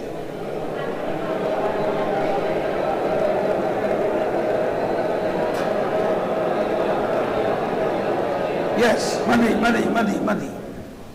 ഇനി പഠിക്കാൻ പോകുന്നത് വളരെ പ്രധാനപ്പെട്ട കാര്യമാണ്. ഞാൻ എന്ത് ചെയ്യണം? ഞാൻ എൻ്റെ ആത്മാവ് കൊണ്ടും മനസ്സുകൊണ്ടും പ്രാർത്ഥിക്കും. 14-15 ആത്മാവ് കൊണ്ടും മനസ്സുകൊണ്ടും പാടുകയും ചെയ്തു. അത് ഞാൻ ഡെമോൺസ്ട്രേറ്റ് ചെയ്ത് കാണിച്ചല്ലോ.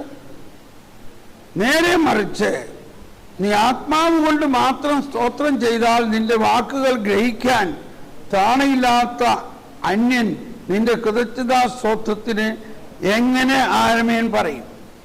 നീ ഉചിതമായി കൃതജ്ഞത അർപ്പിക്കുന്നുണ്ടായിരിക്കാം, എന്നാൽ അവരിന് അത് പരിപോഷകമല്ല. വാസ്തവത്തിൽ ഇവിടെ മുതൽ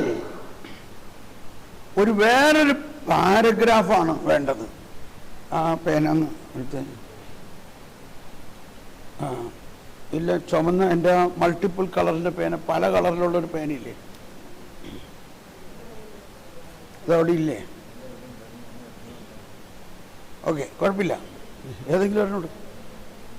അതായത് ഇവിടെ ഒരു സൂചന തരാണ്.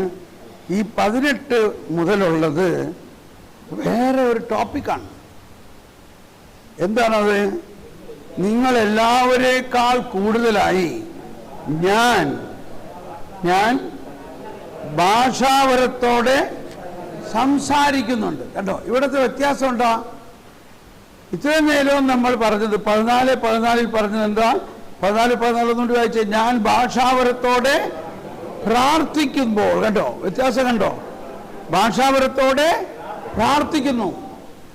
എന്നാൽ 18 പറയുന്നത് നിങ്ങളെല്ലാവരേക്കാൾ കൂടുതലായി ഞാൻ ഭാഷാവരത്തോടെ സംസാരിക്കുന്നുണ്ട്. ഇത് വ്യത്യസ്തമായ ഒരു വരമാണ്. ഇംഗ്ലീഷിൽ പറയും ആദ്യത്തേത് പ്രേയിങ് ഇൻ ടങ്സ്, രണ്ടാമത്തേത് സ്പീക്കിംഗ് ഇൻ ടങ്സ്. പക്ഷെ നമ്മൾ സാധാരണ ഭാഷാപരം എന്ന് പറഞ്ഞ് ഈ വ്യത്യാസം മനസ്സിലാക്കുന്നില്ല. അപ്പോൾ ആൾക്കാർ പറയും, ഹേയ് ഭാഷാപരം വ്യാഖ്യാനിക്കാൻ പറ്റില്ലെങ്കിൽ സംസാരിക്കരുതല്ലേ പറഞ്ഞേക്കണേ.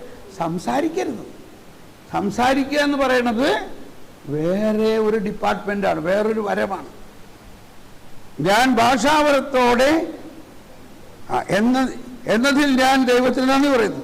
എങ്കിലും സഭയിൽ 10,000 വാക്കുകൾ ഭാഷാപരത്തിൽ സംസാരിക്കുന്നതിനേക്കാൾ ഞാൻ ഇഷ്ടപ്പെടുന്നത് മറ്റുള്ളവരെ പ്രബോധിപ്പിക്കുന്നതിൽ 5 വാക്കുകൾ ബോധപൂർവം സംസാരിക്കുന്നതാണ്. അതായത് ഭാഷാപരത്തിൽ ഉള്ള തുടർന്ന് പറയുന്നുണ്ട്, സഹോദരരെ ചിന്തയിൽ നിങ്ങൾ, അത് കഴിഞ്ഞിട്ട് 27 അല്ലെങ്കിൽ 22 ഭാഷാപരം ഇല്ല, 27 വരാം. 27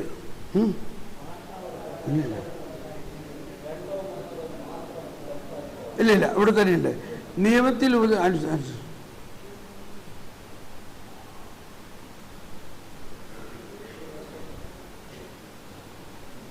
അതെവിടെ? വീണ്ടും ഭാഷാപരത്തോടെ സംസാരിക്കുന്ന കാര്യം അടുത്ത് എവിടെ എഴുതിയേക്കണത്? 23. ആകയാൽ സഭ മുഴുവനും സമ്മേളിച്ചിരിക്കെ ഓരോരുത്തരും ഭാഷാപരത്തോടെ സംസാരിക്കുന്നതായി അച്ഛനോ അവിശ്വാസികളോ വന്ന് കണ്ടാൽ നിങ്ങൾക്ക് ഭ്രാന്താണെന്ന് അവർ പറയും. എല്ലാവരും പ്രവചിച്ചുകൊണ്ടിരിക്കുന്ന അവസരത്തിലാണ് ഒരു അവിശ്വാസി അച്ഛനോ അവിടെ വരുന്നതെങ്കിൽ തന്നെ വിധിക്കാനും പരിശോധിക്കാനും ഹൃദയരഹസ്യങ്ങൾ വെളിപ്പെടുത്താനും നിങ്ങൾ അവന് കാരണമാകും. അങ്ങനെ അവൻ സാഷ്ടാംഗ പ്രണാമം ചെയ്ത് ദൈവത്തെ ആരാധിക്കാനും ദൈവം നിങ്ങളെ ഇടയിലുണ്ടെന്ന് പ്രഖ്യാപിക്കാനും ഇടയാക്കും. പ്രവചിച്ചുകൊണ്ടിരിക്കുന്ന അവസരത്തിലാണ്. അപ്പൊ അത് പ്രവചനം, നിങ്ങൾ പ്രവചിക്കാൻ പറയണത്. പ്രവചിക്കാം. അപ്പോൾ എല്ലാവരും പ്രവചിച്ചുകൊണ്ടിരിക്കുന്ന അവസരത്തിലാണ് ഒരു അവിശ്വാസിയോ അച്ഛനോ അവിടെ വരുന്നതെങ്കിൽ ആ പ്രവചനം കേട്ടിട്ട് അവനിൽ മനസാന്തരം ഉണ്ടാകാം. ഇനി 26 വളരെ പ്രധാനമായ ഒരു ഉപദേശമാണ്. അതായത് ഈ വരദാനങ്ങളെല്ലാം ആത്മീയ ഉത്കർഷത്തിനുള്ളതാണ്. ഇതാരുടെയും കൊമേഴ്സ്യലായിട്ടുള്ള കാര്യത്തിനോ പ്രൈവറ്റ് കാര്യത്തിനോ അല്ല. 26 സഹോദരരെ ആകയാൽ എന്തു വേണം? നിങ്ങൾ സമ്മേളിക്കുമ്പോൾ ഓരോരുത്തർക്കും ഒരു സങ്കീർത്തനമോ സാരോപദേശമോ വെളിപാടോ ഭാഷയോ വ്യാഖ്യാനമോ ഉണ്ടായിരിക്കട്ടെ. ഇവയെല്ലാം ആത്മീയോത്കൃഷ്ടത്തിനായി ഉപയോഗപ്പെടുത്തണം. മനസ്സിലായോ? ഇത് പറയുമ്പോൾ ഞാൻ എന്നും പറയാറുള്ള ഒരു ഉപമ ഞാൻ വീണ്ടും പറയട്ടെ.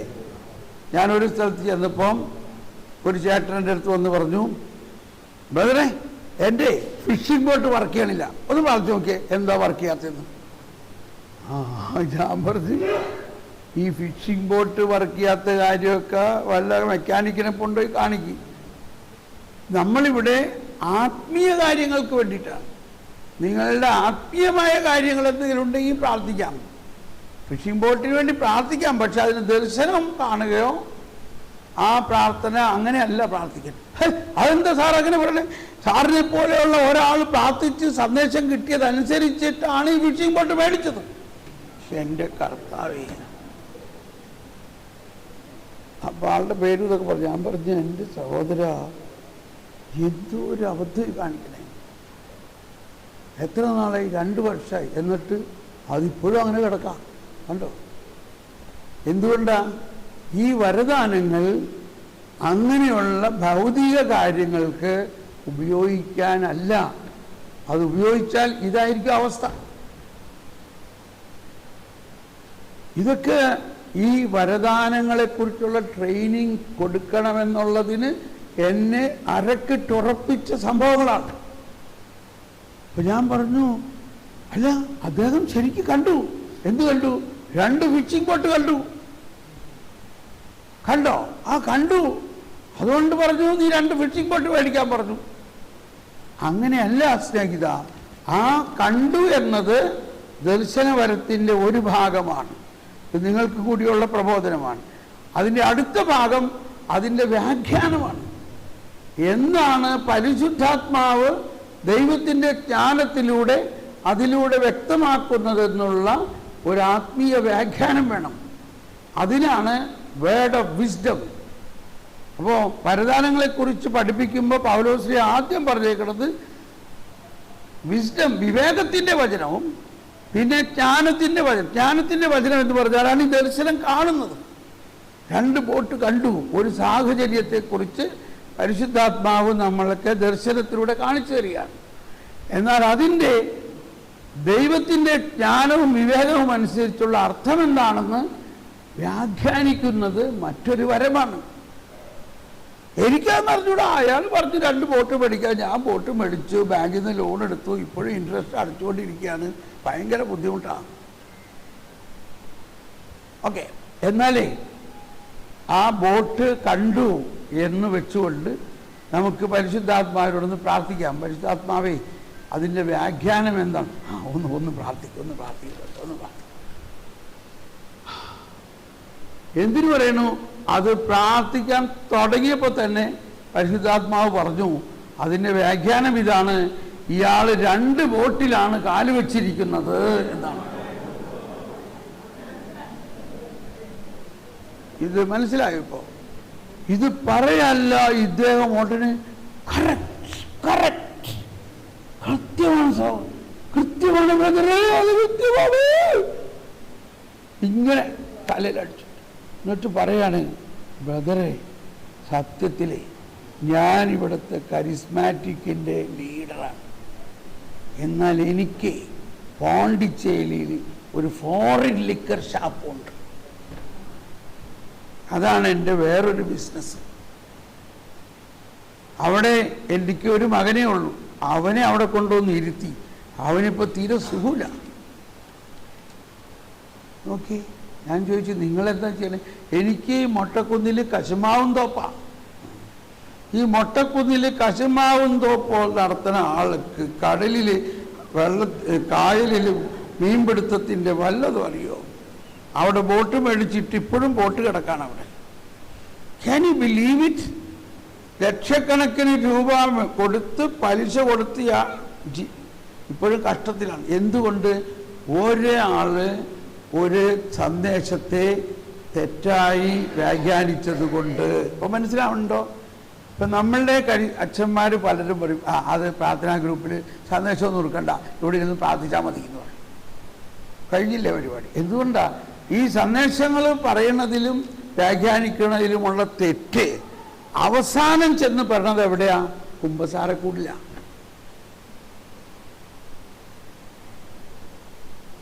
ഇത് നിസാരമാണ്. ഇതിലും ഭയാനകമായ തെറ്റുകൾ സംഭവിച്ചിട്ടുണ്ട്. പറയാൻ കൊള്ളില്ല നമുക്ക്. ഇതും പറഞ്ഞുകൊണ്ട് ഞാൻ നിങ്ങളെ പേടിപ്പെടുത്തുകയല്ല. അപ്പം എന്തുകൊണ്ട് തെറ്റ് സംഭവിക്കണം? നമുക്ക് ട്രെയിനിങ് ഇല്ലാത്തത് കൊണ്ട്, നമുക്ക് പ്രാക്ടിക്കൽ ഇല്ലാത്തത് കൊണ്ട്. ഇത് ഇങ്ങനെ വർക്ക്ഷോപ്പിൽ ചെയ്ത് നമ്മൾ പ്രാക്ടീസ് ആവുമ്പോൾ പരിശുദ്ധാത്മാവ് അടുത്ത വരം നമുക്ക് നൽകണം. അപ്പോൾ ഈ 26 ഇതിൻ്റെ നിദാനമായ വചനം. എന്താണ്? 1 കൊരിന്ത്യർ 14:26 പറയുന്നത്, ഇതെല്ലാം ആത്മീയ ഉത്കൃഷ്ടത്തിനായി ഉപയോഗിക്കണം. അപ്പൊ നമ്മൾക്ക് ദർശനം വരുണ്ടെന്ന് അറിഞ്ഞാൽ ഉടനെ ആൾക്കാർ വരും, എനിക്ക് ഒരു വിസ കിട്ടണം, ഒന്ന് പ്രാർത്ഥിച്ച് നോക്കിയേ, എനിക്ക് വിസ കിട്ടുമോ ഇല്ലെന്നൊന്ന് പ്രാർത്ഥിച്ച് നോക്കിയേ, എനിക്ക് ഫ്ലൈറ്റ് കിട്ടുമെന്ന് പ്രാർത്ഥിച്ച് നോക്കിയേ, എനിക്കൊരു ഫാക്ടറി ഉണ്ടാക്കണമെന്നുണ്ട്, അതൊന്ന് പ്രാർത്ഥിച്ച് നോക്കിയേ. ഇതൊക്കെ ഇവിടെ സംഭവിച്ചിട്ടുള്ളതാണ്. ഒരാൾ ഫാക്ടറി ഉണ്ടാക്കാൻ സന്ദേശം കൊടുത്തു, ഇന്ന സ്ഥലത്ത് ഫാക്ടറി ഉണ്ടാക്കാൻ സന്ദേശം കൊടുത്തു, അവിടെ ഫാക്ടറിയുടെ ബിൽഡിംഗ് ഉണ്ടാക്കി, ഇപ്പോഴും അതവിടെ വെറുതെ കിടക്കാണ് 10-12 വർഷമായിട്ട്. Can you believe it? സന്ദേശം. അപ്പൊ നമ്മൾ സന്ദേശത്തിനെ കുറ്റം പറയല്ല, അതിൻ്റെ വ്യാഖ്യാനം കൃത്യമായിട്ടല്ലെങ്കിൽ അടിസ്ഥാനപരമായിട്ടുള്ള നമ്പർ 1 റൂൾ, ആത്മീയ കാര്യങ്ങൾക്ക് വേണ്ടി മാത്രമേ ഈ വരങ്ങൾ ഉപയോഗിക്കാവൂ. അപ്പൊ തന്നെ മെയിൻ ഒരു തെറ്റുപറ്റൽ നമ്മൾ മാറി. മനസ്സിലായ? ആര് ഭൗതികമായ ഒരു കാര്യത്തിന് വേണ്ടി പ്രാർത്ഥിക്കുമെന്ന് പ്രാർത്ഥിച്ചോ. സന്ദേശമെടുക്കുമ്പോൾ ആ സന്ദേശത്തിൻ്റെ വ്യാഖ്യാനം ആ ഭൗതിക കാര്യത്തിനുള്ള ഒരു സൊല്യൂഷൻ ആയിരിക്കില്ല. സന്ദേശം കിട്ടും, അതിൻ്റെ വ്യാഖ്യാനം അയാളുടെ ആത്മാവിൻ്റെ കാര്യത്തിനായിരിക്കും. മനസ്സിലായ? അപ്പോൾ ഇത് നിങ്ങൾ 100% പാലിക്കണം. അപ്പോൾ ഇതെല്ലാം വരദാനം നമ്മളിൽ സൃഷ്ടിച്ചു പോകുന്നതിൻ്റെ നമ്പർ 1 കാരണം ഇതുണ്ടാകാം. നമ്മൾ ഒരിക്കലെങ്കിലും, ഇപ്പോൾ വേറൊരിതും കൂടി വരികയാണ്, ഇന്നലെ എന്നോട് പറയാൻ പറഞ്ഞതായിരുന്നു, ചിലർക്ക് സ്വരം കേൾക്കുന്നില്ല, ദൈവസ്വരം കേൾക്കുന്നില്ല. അപ്പം എന്തുകൊണ്ടാണ് കേൾക്കാത്തത്? ഈശോ പറയാണ്, ഞാനിവരോട് പല പ്രാവശ്യം പലതും പറഞ്ഞിട്ടുണ്ട്, പറഞ്ഞെന്ന് ചോദിച്ചിട്ട് അവർ കേൾക്കണില്ല. ഇനി ഞാൻ പറയണേ, ചില കാര്യങ്ങൾ കർത്താവ് പറഞ്ഞിട്ട് അവരത് കേൾക്കുന്നു, അനുസരിക്കുന്നില്ല. ഇസ്രായേൽക്കാരുടെ മാതിരി. പിന്നെ ഇവരോട് ഇനിയിപ്പോൾ പറഞ്ഞിട്ടെന്താ കാര്യം? അപ്പോൾ നിങ്ങളിൽ ആർക്കെങ്കിലും ദൈവസ്വരം ഒട്ടും കേൾക്കാൻ പറ്റുന്നില്ലെങ്കിൽ അതിൻ്റെ ഒരു കാരണം പണ്ട് ഏതെങ്കിലും കാലത്തോ ഈ ഇടയ്ക്കോ കർത്താവ് നമ്മളോട് സംസാരിച്ചിട്ടുണ്ടാകണം, നമ്മൾ കേൾക്കുകയും ചെയ്തിട്ടുണ്ടാവും. പക്ഷെ നമ്മൾ അതനുസരിച്ചില്ല എങ്കിൽ പിന്നെ നമ്മൾ കേൾക്കില്ല. കർത്താവ് അങ്ങനെ അതാദ്യം അനുസരിച്ചാലേ അടുത്ത് നമുക്ക് മുന്നോട്ട് പോകാൻ പറ്റുള്ളൂ. ഈ നാവിഗേഷൻ മാതിരിയാണ്. Go straight 200 meters, take your right turn എടുത്തില്ലെങ്കിലോ പിന്നെ പറഞ്ഞിട്ട് എന്താ കാര്യം? പിന്നെ പറയും യു ടേൺ എന്ന് പറയും. അപ്പോൾ സ്വരം കേൾക്കണതിലും വളരെ എല്ലാവർക്കും സ്വരം കേൾക്കാം. ആരെങ്കിലും കേൾക്കുന്നില്ലെങ്കിൽ അതിൻ്റെ കാരണത്തിനെ പരിശോധിച്ച് വ്യക്തിപരമായ പ്രാർത്ഥനയിൽ പ്രാർത്ഥിക്കുക. അതോടൊപ്പം ഒരു കാരണം ഇതാണ്, മുൻപ് പറഞ്ഞിട്ടുള്ളത് നമ്മൾ കേൾക്കാതിരുന്നതോ അല്ലെങ്കിൽ കേട്ടിട്ട് അനുസരിക്കാതിരുന്നിട്ടുള്ളതെങ്കിൽ വീണ്ടും കേൾക്കില്ല. വീണ്ടും നമ്മൾ അതിനെക്കുറിച്ച് തിരിച്ചറിവുണ്ടാകണം, റിപ്പൻറ്റ് ചെയ്ത് തിരിച്ചു വരണം. ഓക്കെ, അപ്പോൾ ഇനി പറയാൻ പോകുന്നത് കേട്ടോ. ഇനി വ്യാഖ്യാനത്തെക്കുറിച്ചാണ്. 27 ഭാഷാപരത്തോട് സംസാരിക്കുന്നെങ്കിൽ 2-3 പേർ മാത്രം സംസാരിക്കാവൂ. ഓരോരുത്തരും മാറി മാറി സംസാരിക്കുകയും ഒരാൾ വ്യാഖ്യാനിക്കുകയും ചെയ്യണം. ഇപ്പൊ ഈ ഭാഷാപരത്തിൽ ഇവിടെ പറയുന്നത് ഭാഷാപരത്തിലെ പ്രാർത്ഥനയല്ല, ഭാഷാപരത്തിൽ സംസാരം കേട്ടോ, സ്പീക്കിംഗ് ഇൻ ടങ്സ്. അപ്പൊ ഈ 14-ാം അധ്യായത്തിൽ ഇത് മാറി മാറി ഇങ്ങനെ കിടക്കാണ്. അതിൻ്റെ ആദ്യം തന്നെ പറയുന്നുണ്ട്, നിങ്ങളെ അതേസമയം നിങ്ങൾ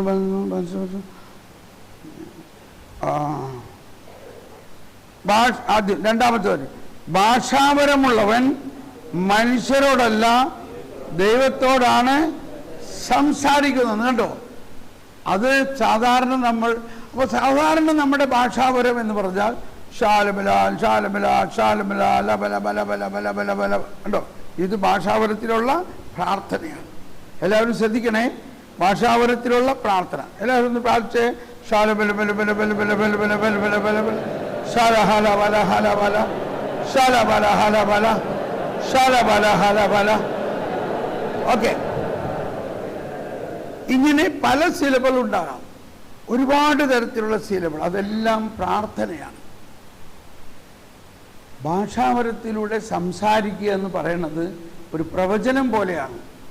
ഞാനതിപ്പോൾ ഡെമോൺസ്ട്രേറ്റ് ചെയ്ത് നിങ്ങൾക്ക് കാണിച്ചു തരാം, എങ്കിൽ മാത്രമേ ഇത് മനസ്സിലാവുകയുള്ളൂ. പലരും പെന്തക്കോസ്താ ദിവസം ഭാഷാപരത്തോടെ സംസാരിക്കുന്നതിനെ കുറിച്ചൊക്കെ ക്ലാസ് എടുക്കുമ്പോൾ അവർ പറയണത് പല ഭാഷകളും സംസാരിക്കാനുള്ള കഴിവ് കിട്ടും എന്നൊക്കെയാണ് പറയണത്. കിട്ടുമായിരിക്കും, പക്ഷെ അതല്ല ഇവിടെ ഭാഷാപരത്തിൽ സംസാരിക്കുക എന്ന് പറയുന്നത്. ഭാഷാപരത്തിൽ സംസാരിക്കുക എന്ന് പറയുന്നത് it is A special gift. Okay, ഇപ്പോൾ ഞാൻ സംസാരിക്കാൻ പോവുകയാണ് ഭാഷാപരത്തിൽ. അതിനുശേഷം അതിൻ്റെ വ്യാഖ്യാനവും അത് വേറൊരു വരമാണ്, ഭാഷാപരത്തിൻ്റെ വ്യാഖ്യാനപരം. ആ വരം എനിക്കുള്ളത് കൊണ്ട് ആ വ്യാഖ്യാനിക്കാൻ ഞാൻ നിങ്ങൾ ദാഹിച്ചോളും. അപ്പോൾ അതൊരു പ്രവചനം മാതിരി ആകും.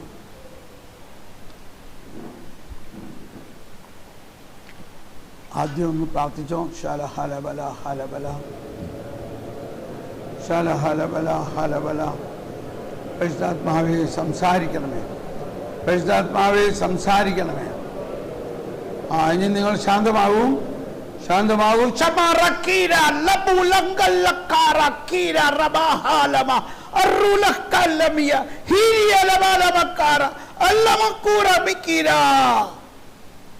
കണ്ടോ, കംപ്ലീറ്റ് ഡിഫറൻസ്.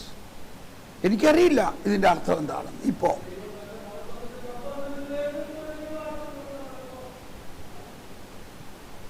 വ്യാഖ്യാനം മറ്റുള്ളവർക്ക് കിട്ടാം. എന്നെ അനുഗമിക്കുന്നവൻ എന്റെ ശക്തിയാൽ നിറഞ്ഞവനായിരിക്കും. എന്റെ ശക്തി അളവില്ലാത്ത പോലെ നിങ്ങളിലേക്ക് ഞാൻ ചൊരിയുന്നു. എന്റെ അഭിഷേകത്തിന് അതിരുകളില്ല. നിങ്ങളെ ഞാൻ എന്റെ അഭിഷേകത്താൽ പൊതിയുന്നു. എന്റെ അഭിഷേകത്താൽ ചലിക്കുവിൻ, എന്റെ അഭിഷേകത്തിൽ ജ്വലിക്കുവിൻ, എന്റെ അഭിഷേകത്തിൽ വ്യാപരിക്കുവിൻ. നിങ്ങളെ ഞാൻ വലിയ കാര്യങ്ങൾ ചെയ്യാൻ ഇന്ന് അഭിഷേകം ചെയ്യും.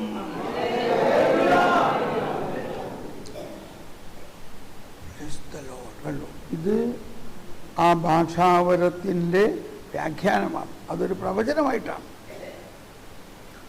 ഒന്നുകൂടി നമുക്ക് സൂചിച്ച് പ്രാർത്ഥിക്കാം. Hallelujah hallelujah hallelujah.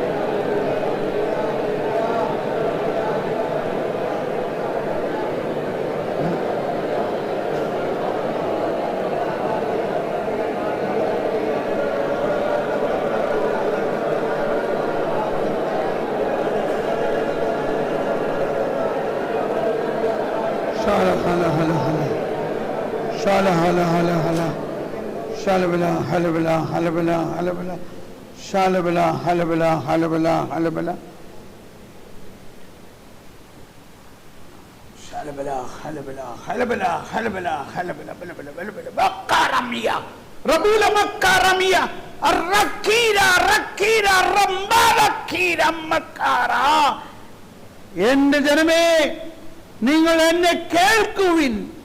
എന്റെ ശബ്ദം നിങ്ങളുടെ ആത്മാവിൽ അതിശക്തമായി ഒഴുക്കുമ്പോൾ നിങ്ങൾ പൂർണ്ണമായും എന്റെ ജ്ഞാനത്തിലും എന്റെ അഭിഷേകത്തിലും നിറയും. ഞാൻ നിങ്ങളെ അനുസരണമുള്ളവരാക്കും. നിങ്ങൾ എന്നെ അനുസരിക്കുന്നില്ലെങ്കിലും എന്റെ കൃപകൾ ഞാൻ നിങ്ങളിൽ നൽകും. അവസരം കിട്ടുമ്പോൾ ഞാൻ നിങ്ങളെ തൂക്കിയെടുത്ത് എന്റെ തോളിലേറ്റ് ഞാൻ കൊണ്ടുവരും.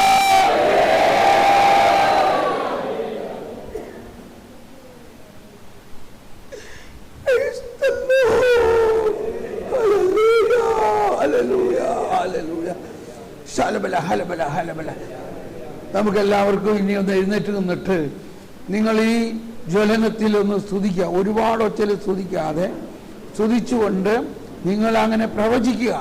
ആരും കേൾക്കണമെന്നില്ല. നിങ്ങളിൽ ആ പ്രവചനപരം ഈ ഭാഷാപരത്തിലുള്ള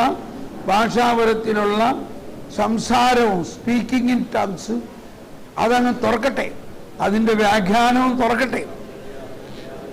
ഹല ഹല ഹല ഹല ഹല ഹല ധൈര്യമായിട്ട്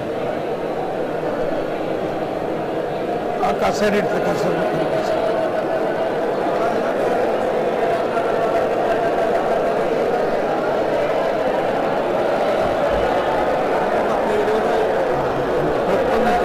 ആ ക്യാമറ ഒന്ന് തിരിച്ചു.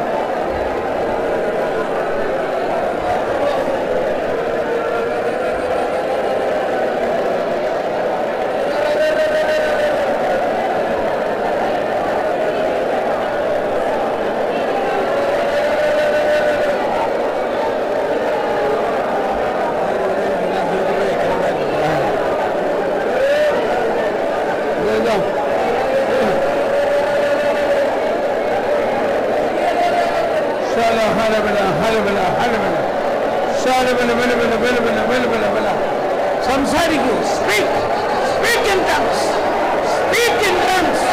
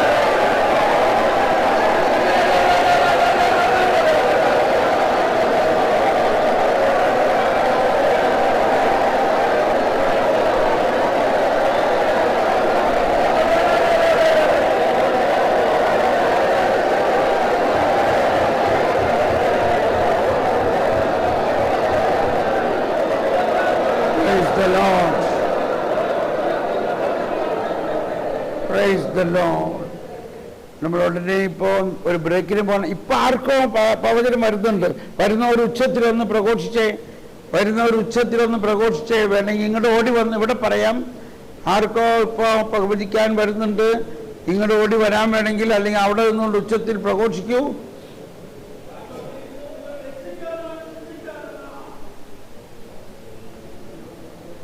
പ്രഘോഷിച്ചോളൂ.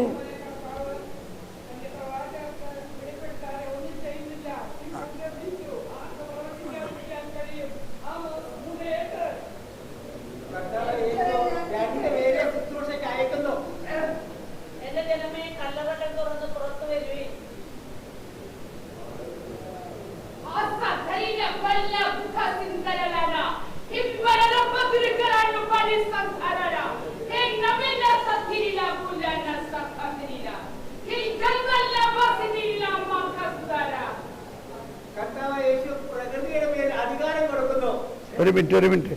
ഈ ഇപ്പൊ വന്ന പ്രവചനത്തിന് വ്യാഖ്യാനം വരുന്നുണ്ടോ? വ്യാഖ്യാനം ഇതാണ്: നിന്നെ ഞാൻ അയക്കും, നിങ്ങൾ ഓരോരുത്തരെയും ഞാൻ അയക്കുന്നു, നിങ്ങൾ ഓരോരുത്തരെയും ഞാൻ തന്നെ ഉണ്ട്. എന്റെ പ്രവാചക അഭിഷേകം, എന്റെ രാജകീയ അഭിഷേകം നിങ്ങളിൽ ഞാനിതാ തുറക്കുന്നു. പോകുവിൻ, പോകുവിൻ, പോകുവിൻ.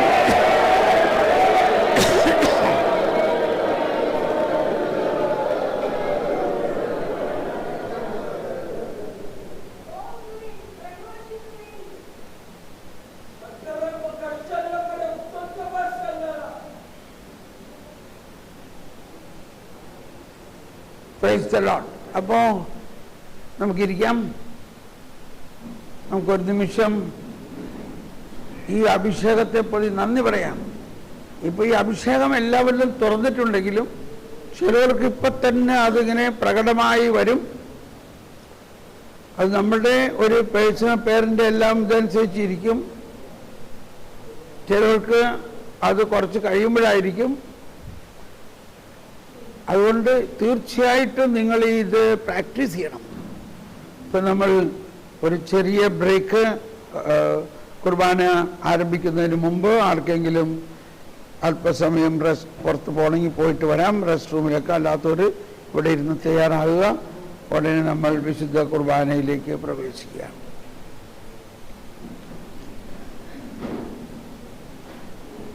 ഓഫ് ചെയ്തോ, അത് റെക്കോർഡിംഗ്